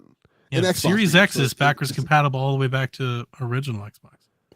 Yes, and the PS5 is not. I'm not sitting there playing those PS3 games. You have to stream it. Streaming those PS3 games. That's terrible. It's not fun. Yeah, the Switch has enough virtual console and classic game support, as well as all the Wii U games, all the Switch games, several GameCube remasters, a lot of third-party support. A lot of those 360 and PS4 games have come to the Switch. I can play Skyrim and I can play Grand Theft Auto. And like, there's a lot of stuff I can play on just the Switch. So it is kind of like one. If I can't pick PC, it's probably the one other console that gives me the most bang for the buck. SNES is the only console that has games that I've replayed. So it's the only one that I actually want. and I'd probably just stop playing video games. Let's be honest. Yeah. He just straight up quit. I can do. I wouldn't quit the whole thing. SNES. This thing he enjoys. I love like, SNES, but I wouldn't do SNES. Yeah. Play some Chrono Trigger. Games, some of play those some games. Secret of Mana. Street Fighter 2 Turbo. Killer Instinct. Super Metroid. Link to the Past. I'm good. He just needs a Switch with the Nintendo Switch Online app. All those games. Half of those games are there. The majority of them are, though. That sounds like what he wants. That literally sounds what he wants. Honestly, you know what? A 3DS would basically get you covered. Absolutely not, because I also don't want a handheld console. You can get you can get most and of I this hate done Joy with a Cons. 3DS. No, Just give absolutely you I not. told you I'd SNES give Mini. you a controller, and you said no, No, I have a controller. but it's not a good one. It's good enough for the Switch. No. Switch doesn't deserve much, like my dog. Wow. Wow. You need your SNES love. You need to get one of these. No, I don't. Yes, good stuff. I'm not spending money on that thing. My kids are Oh. lucky they get games. So dismissive. I just don't like the Switch. That's basically. what it Do you boils just down not to. like it, or do you like being the character that doesn't like it? At this point, it I feels really like don't like it. feels like a I bit. Feels like a I bought bit. Metroid Dread, and I really It's like wanted me to in play Final Fantasy. It's like you relish the opportunity to hate it. it. Nah, man. I just like as much as I want to play Dread. Every time I think about the fact that I have to play it on the Switch, I just don't want to. It's I like don't you like the console. work on material, like new I hate Switch material. Like he just Is said anything new here? I don't think any of this is new material. It's the same stuff. I don't know. much like Chris Rock. Playing the hits. I watched the Chris Rock thing. Did you guys watch it? It's not good. No. I did. I liked it a lot. I didn't like it. You didn't I like did it? not like it at all. I thought it was, I thought it was terrible. good. And I like Chris Rock. I was entertained. Are you not entertained? No, I was not. And I like Chris Rock a lot. I thought I've never Tambourine been was a a really big- good one. Chris Rock fan. So Tambourine? Yeah, that was the last one before this. That might also that might be a huge difference because I think it was one of his least liked performances of all the specials he's had. That's probably at the bottom of my list, near the bottom. Not awful. I liked it, but near the bottom. I thought this special was it's near the significantly bottom. better than that. I did not like. This special to me Tambourine way felt better more than this like one. bigger, better, like more like his 90s stuff. It almost felt like a return to form of OG Chris Rock. People say I felt like he was, you could almost feel like he was back in his element. Seems well rehearsed, like a tight set. He's been working on it for a while. I wasn't feeling it. I don't like to lie. I was just not. I was like, this is not good. The beauty of media, I guess. Yeah. Yep. I'm Do glad you people hate enjoyed it. Do people hate it? It's Yes. really mixed. Oh, okay. I'm getting the It's sense really that mixed. like people hate it from what Delvin's saying. That's why I was wondering. yes, It's people, really people mixed. hate it. Okay. People hate it. Yeah. I don't know what people are thinking anymore. So I can only go by off of what I did. And I sat down and watched it and laughed. Thought it was funny. I will put it to you this way. I've been in 3 DM groups talking about this thing. Oh, people are And mad. everybody People are except big one mad. person. Everybody except one person said they liked it. Everybody was hated except like one person in each group. Like, oh, this is it. Like, and even Was them that were person, like, was it that was all person white? right. Yes. Oh, shit. Yes. Oh, shit. yeah. Not good. Yeah. Not a good look for me, huh? Look, I can only tell you how I felt, and I thought it was funny. It was funny. But you know what?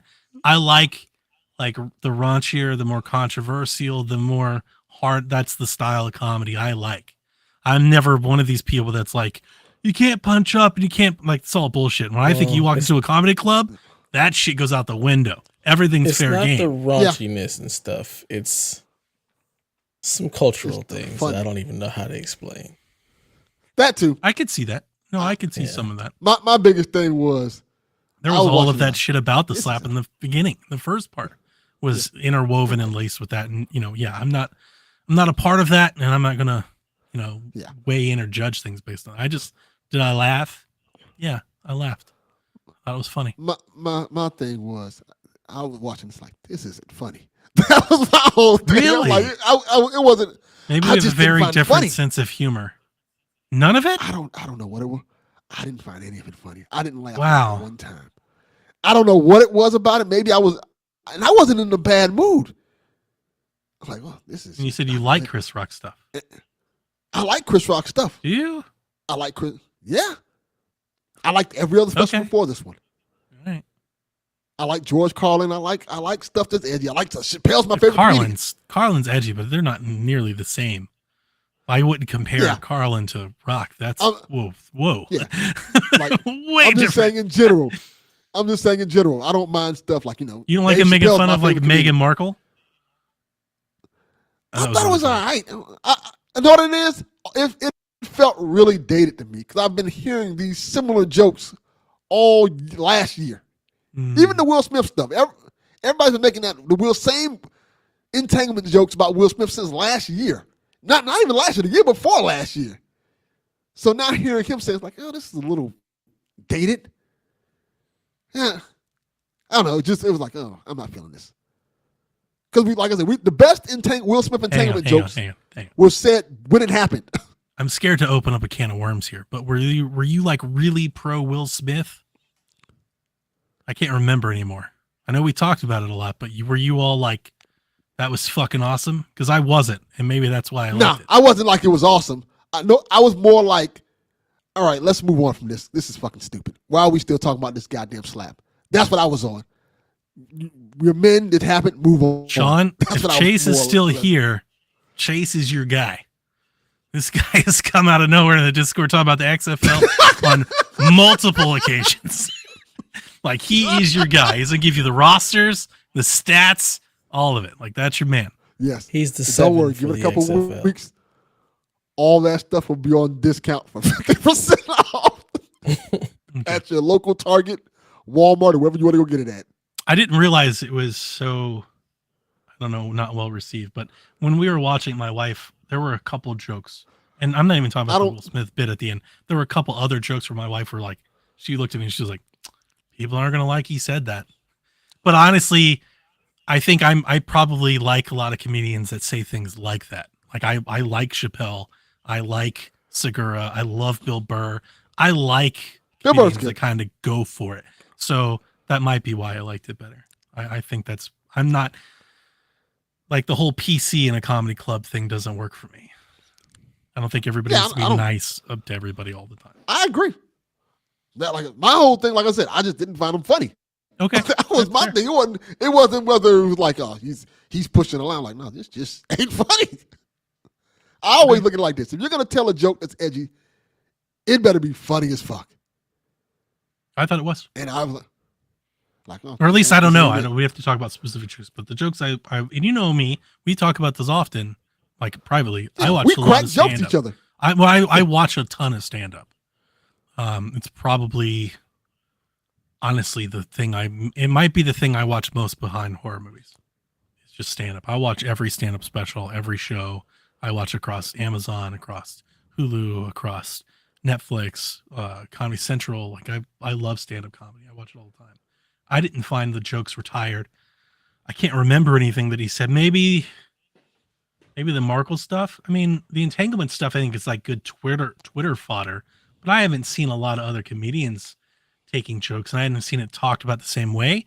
But I also am not into like those communities on Twitter or Reddit where people are maybe talking about those things. I don't give a shit about Will Smith and his entanglements. Like, that shit doesn't mean anything to me. I've never watched Red Table Talk. I don't care to watch it, so like that might be why it doesn't feel tired to me. If you're talking about that bit. Yeah. But even that's what I'm saying. I thought it was a really good show before he got to the Will Smith stuff. Yeah. I think, like I say, a lot of that stuff you probably wasn't dialed into. Well, I was hearing all that stuff, like the Meghan Markle stuff. We were hearing about that shit. Yeah, and I don't even. My wife tries to tell me, I'm like, I don't care about what she's doing. Like, I don't have time. I don't have time to be soaking in what in the hell's on with the royal family. I don't understand why so many Americans are so ingrained or caring about what's there. Like, leave that shit over there. I agree with. Like, I don't care. I'm like, I ain't got time to be worried about what other countries' marital relations are with their leaders. Like, is that America? Yeah. No, then who? Yeah. So I don't. We got enough problems with our leaders. It almost takes a comedian to talk about before I even pay attention to stuff like that.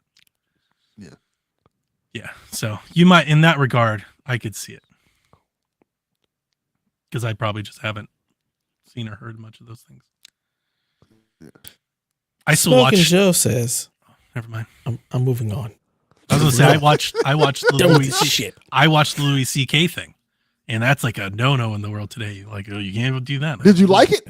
Yeah, I did. Yeah, I'm not condoning what he's done as a man or anything. He's a really fucking good comedian. Like he always has been. He's one of the better ones. So I still enjoy watching it.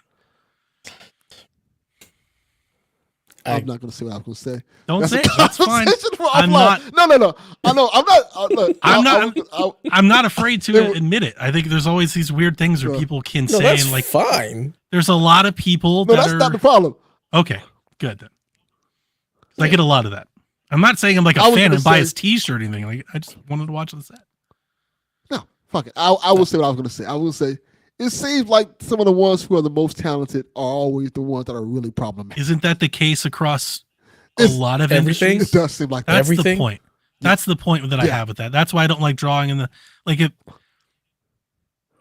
I've told a few people, I'm like, hey, like, especially if I know they're into stand-up, I'll be like, hey, I watched the Louis C.K. thing, and when I say that, I get a lot of looks, and I know like what they're thinking, and it's totally fair. They're willing, they're more than capable of thinking whatever they think. But the whole thing that I would say about not just him, but about anybody, if you're willing to draw the line in on somebody, you better draw that line everywhere.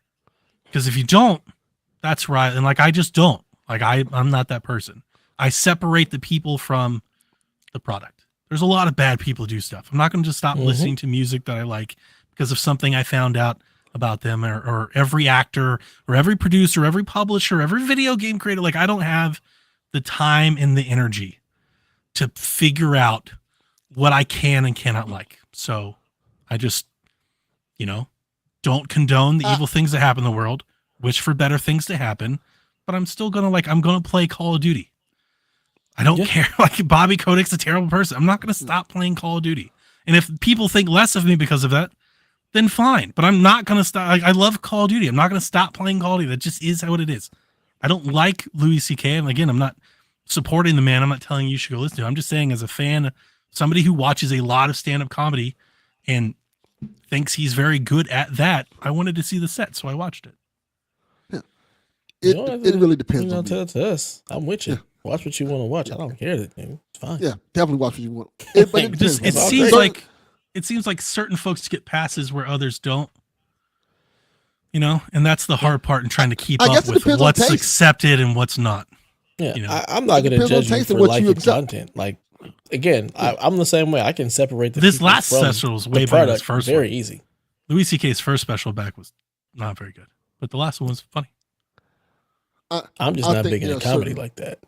You're right. No, I get it. Certain people. No, I know that. I can't separate from the art, so I just don't fuck with it no more. Like R. Kelly, I can't separate R. Kelly from his art.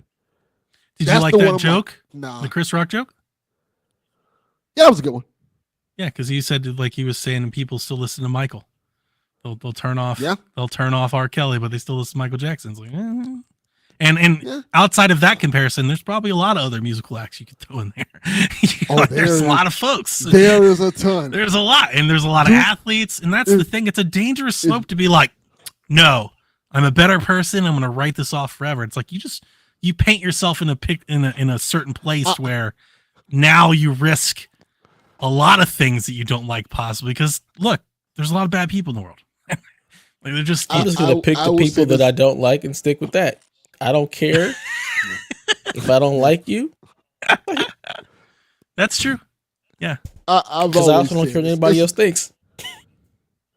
It's a little different with R. Kelly for me because he's actually singing about what he's doing. Like, literally. That's like true. He's not even hiding it. Oh, that's what makes it wild to me. Just in case it didn't, like, I'm not defending R. Kelly. Oh, no, I don't listen to R. Kelly. I'm just saying. I was getting my hair braided in the shop and they were listening to R. Kelly and I was just like, oh, this is gross. When you hear it, so when you know it and you hear it, it comes off completely different. Let's keep it on the down low. Yeah, I just try not to. Seems like she's ready. Ugh, I just try not to take. Ah. I just try not to take like a stand like that. I don't. It feels like yeah. I've always seen it as like I feel, oh God, it's going to get me canceled. People are coming after me. Every time I've seen people do that, and we've all seen it happen, on Twitter and stuff. It was a big thing. It always just feels attention seeking. Like you could just not like things and not have to tell anybody. You could just not buy anything or not see anything. Like you don't have to tell everybody. And like, and then also it's the scarier part is like the people that try to enforce it on others. You shouldn't do that because of such and such. That's where it got too far for me. And I think that's probably where I was like, I can't. Yeah. I'm not going to bring it up unless it's in the conversation that we're having. Otherwise, I don't need to put anything that I'm thinking out for the world to see. Like, I don't care. It's like you need so I don't need to broadcast it. And at this point, you need a chart to keep up with everybody. It's just, it's too much work. It's too much work. It's too much work. You start to realize it's like playing Metroid Prime over. You're sitting down. You're like, can I? Is this okay? Like, do I need a guide? It's like oh God, geez, man. Can I just like jokes? I'm sure the person that told it's a terrible person. Okay, but is it funny? Like, can I just like the joke? Yeah. Even if I don't like the person, can I still like the joke? You sure can. That's it. It's your prerogative. Yeah. Like Bobby Brown said, who's also problematic, but made some good music. Definitely problematic. He's definitely problematic. My man loves some Coke, and I'm not talking about the soda. Humans are problematic. Period. Facts. I meant that more or less is just that's how much of the stand-up comedy I consume. I'm going out there and like finding that stuff. It's comedy and horror. Those are Donnie things. But that's those are good Rushmore. Yeah. Sometimes comedians are shitty people. Even the good ones. That's the sad part. When you realize even the good ones are kind of shitty people. I mean, you talking that much shit, you gotta be kind of a shitty. You kind of have to be, right? Like that's the thing. You kind of have to. Like it kind of goes with it. Yeah. So yeah, Smoking Joe. He says, with all of these reboots and remasters, is the industry trying to preserve the classics or just running out of fresh ideas? Both. No, it's not. They're not running out of fresh ideas. That's not it. Yeah. I don't think they're out of fresh ideas. I think a lot of times Delvin said both. Make a remaster to make a buck to keep things going. There it is. But I want to hear what Delvin says. Why are they running out of ideas? I think at some people, not all, of course, but you can get in the rut and you can see certain things just not working. So you want to go back to the well. And sometimes going back to the well is like, hey, let's bring Mass Effect back. Let's bring back what you know, and just, hey, until you can get your stride again. Okay. And I think that happens a lot with video game companies. You see it. Yeah. But it's not like a fresh ideas. They had a fresh idea with Andromeda. Like a lot of games are fresh ideas that get declined. Anthem was a fresh idea. Kind of on the stale side. Left it out a little bit too long. I think sometimes a reboot can be a fresh idea. It's a fresh take on a character that already exists. So that's not necessarily a bad thing. What Capcom's been doing with the Resident Evil remakes, fresh ideas with remasters. So reboots, especially remasters. Let's say remasters. I don't think reboots really qualify here because reboots are fresh ideas. That's why they're called reboots. Yes. So I'll just focus on the remaster part of the remaster remakes because I know that's a common thread in video games. A lot of that time, that's to keep the lights on. If not to keep the lights on, because they make a lot of money, it's to keep talent. Yeah. To keep them working and keep them in studio and give them something to do while you're working on your next project. That's why a lot of those projects. It's how you learn how to optimize new engines, new tools, move to Unreal Engine, give them something to remake, something to remaster, get them used to their new software development kits. That's why a lot of that stuff, and they make money. It's not like a lot of money. They make money. It's a profitable side hustle for these folks. Nostalgia is profit. There's a lot of good reasons why these things are being done, all of which I think are way more than people don't have fresh ideas. I think a lot of people have fresh ideas. To be honest with you, I think the customer base kind of rejects a lot of fresh ideas. I think you see it often 100%. when you see a developer that's known for A and releases B. When they're like, hey, we know you like this, but we're going to do this. People get mad. Yep. You know? Sometimes it works, but more often than not, a lot of people want their favorite game studios to make the games that made them their favorite game studios. That's more than anything. They want that creature comfort. This is what I know. This is what I love. This is what I like. I want to stay here. Just keep making that. And when they start to color out of the lines, there you go. That happens more than anything else. And they want their favorite game developers and directors to make the same game. Like when Kojima left, they were like, hey, are you just going to make Metal Gear again? And he's like, nope, I'm not doing that. And they're like, fuck is this? This isn't Metal Gear. That's why I think Death Stranding got a lot of that flack, because it wasn't Metal Gear. Yeah. Vastly different from Metal Gear. I think that's very fair. And I think it's not a lack of ideas. It's, you can't, a lot of these bigger games, publishers, I know this gets often thrown around with Ubisoft. I'll use them as an example to make this case. A lot of times they can't take a gigantic risk on a 5-year project that they're going to commit 2 or 3 studios to on something that they are scared won't land. That's why we get so many sequels and so many franchises that keep growing, because they're scared to do a big, bold, fresh idea on the fence that it loses. Because if it loses, that could be the difference between a studio staying open or not. Like, it's not that simple. Like, you can't just miss and be like, well, we tried. Let's go back to the drawing. There are very few people that have that luxury. Some do. First party studios do. They're all being bankrolled. But when you get outside of that, and even the first party studios kind of don't, because if they miss hard, they get closed. We've seen a lot of first party studios get closed. So imagine if Horizon would have missed. Imagine if Ghost of Tsushima would have missed. Yeah. If Ghost would have missed, that would have been bad. Sucker Punch might not exist. Bad. Yeah. We're reorganizing Sucker Punches, moving them in, dude. You know, like, like you're absolutely right. You're absolutely right. And, you know, it's a luxury that I don't necessarily know if everybody that's really tuned into games really thinks about often. Yeah. Our final question comes from Nathan. It says, pick your favorite video game weapon. Now the 3 of you enter into combat. Who's emerging victorious? I'm going to tell Fighting you now, each other? I already won. Because y'all can't kill me. Why not? Using a Destiny Ghost. Is it like an odd job I'm using thing? a Destiny Ghost. It's just going to keep like you're so short, me. like we just can't see you? Sure. No, the Destiny Ghost is just going to keep reviving me, and you can't destroy the ghost, so. Okay. So you're like, I've thought this out. I found the only thing that's possible. Okay. Yeah. So I'm just gonna cheat and use Destiny Ghost 2 just as you said. So we just all fucking fuck that. Just constantly killing each other and just being revived. There you go. Is that really in the spirit of the question, Dev? Sure. Okay. I'm just trying to survive out here.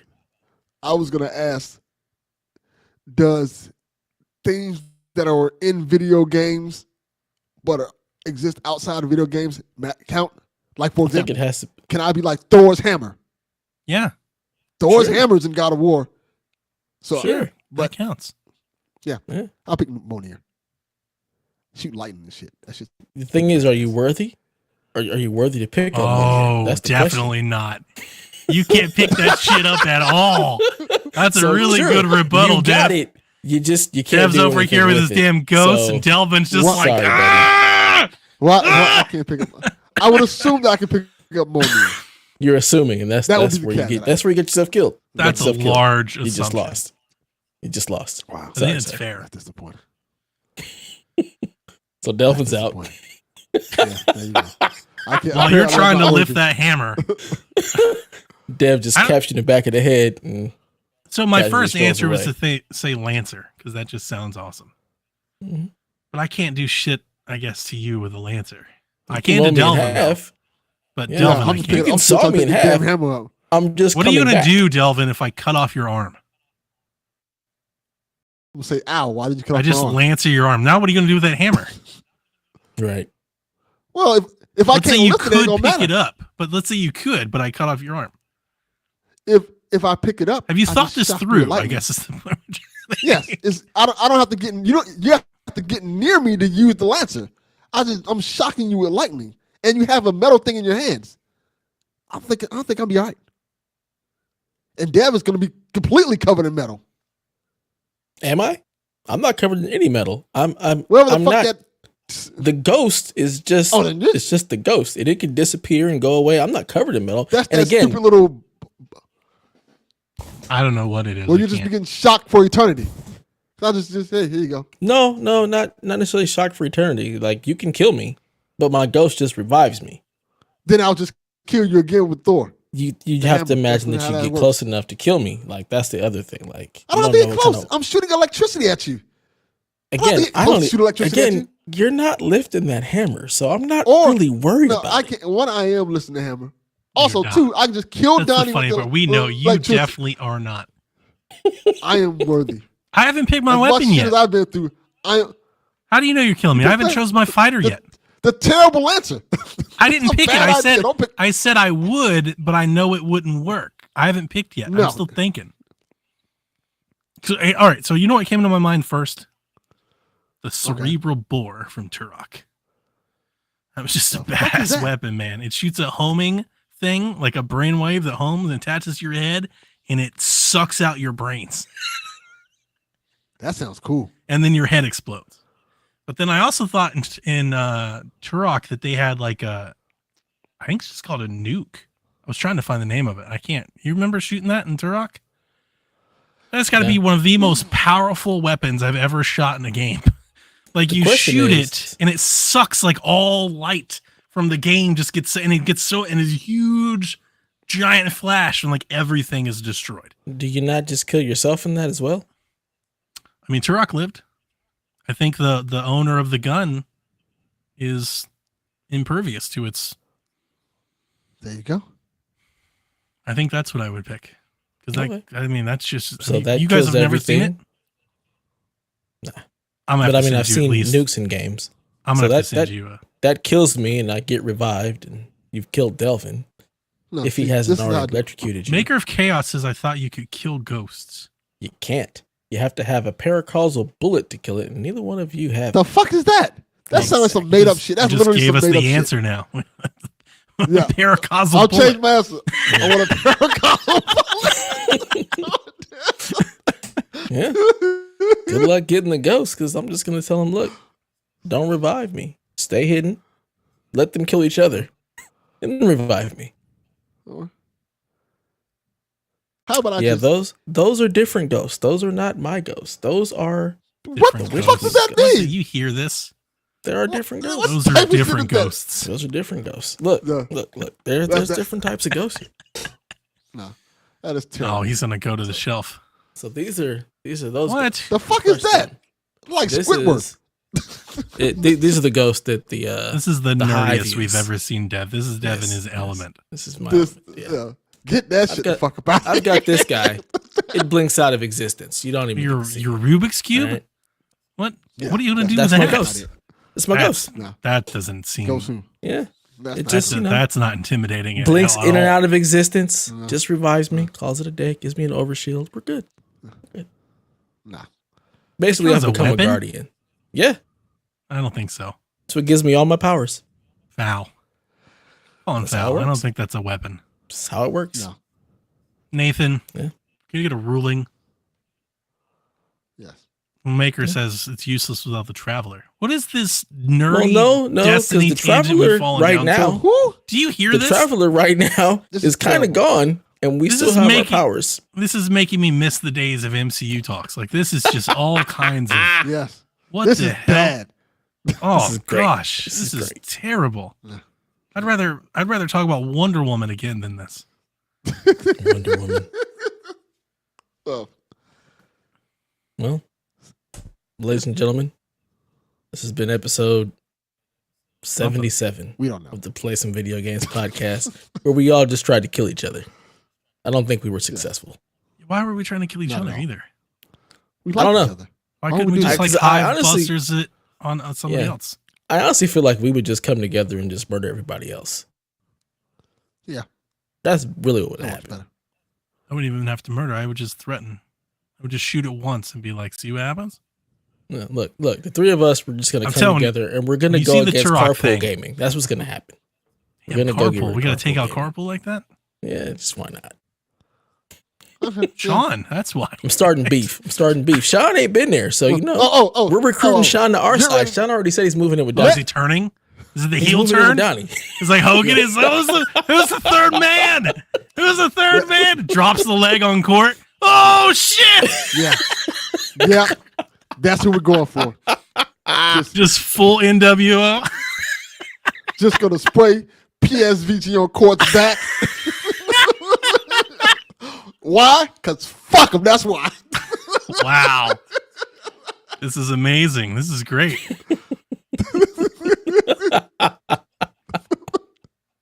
Maker's still going on. Maker, stop talking about Destiny. Stop.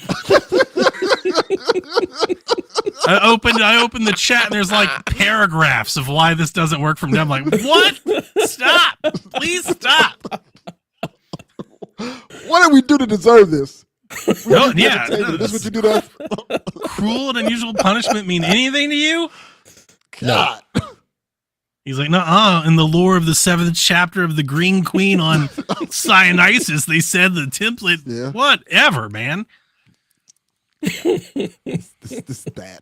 I like my games to be simple. This is great. Dev's got all these reasons. I'm like, I don't know. This is great. Game, the gun that eats your brain in Turok. Yeah. Got to go deep. You got to find all the counters, you know? Doom, Lancer. I'm just a big, dumb bro guy, apparently. That's more my speed. Yeah, and Delvin's over here trying to be the mighty Thor, and he's not even freaking worthy. That's so Delvin. That's so Delvin. That is. It is so Delvin. That's exactly how that plays out. We animate this, and it's just cartoon Delvin. He's like, I picked Mjolnir, and his hand immediately hits the floor. Yeah, that'd be bad. Man, I haven't thought this through.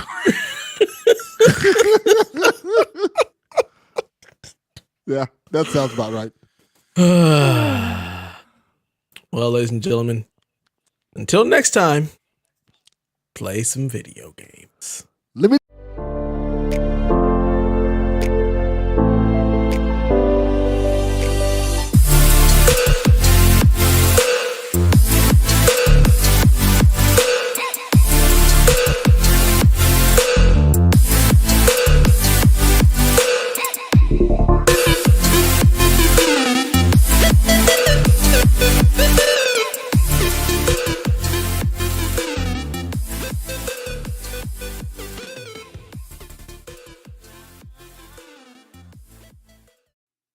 Since I cut you off, say what you got to say. Like, we're still live. I was hoping that they were going to do that right now. I was going to say, let me tell you these podcasts I don't like. Just to fuck with people.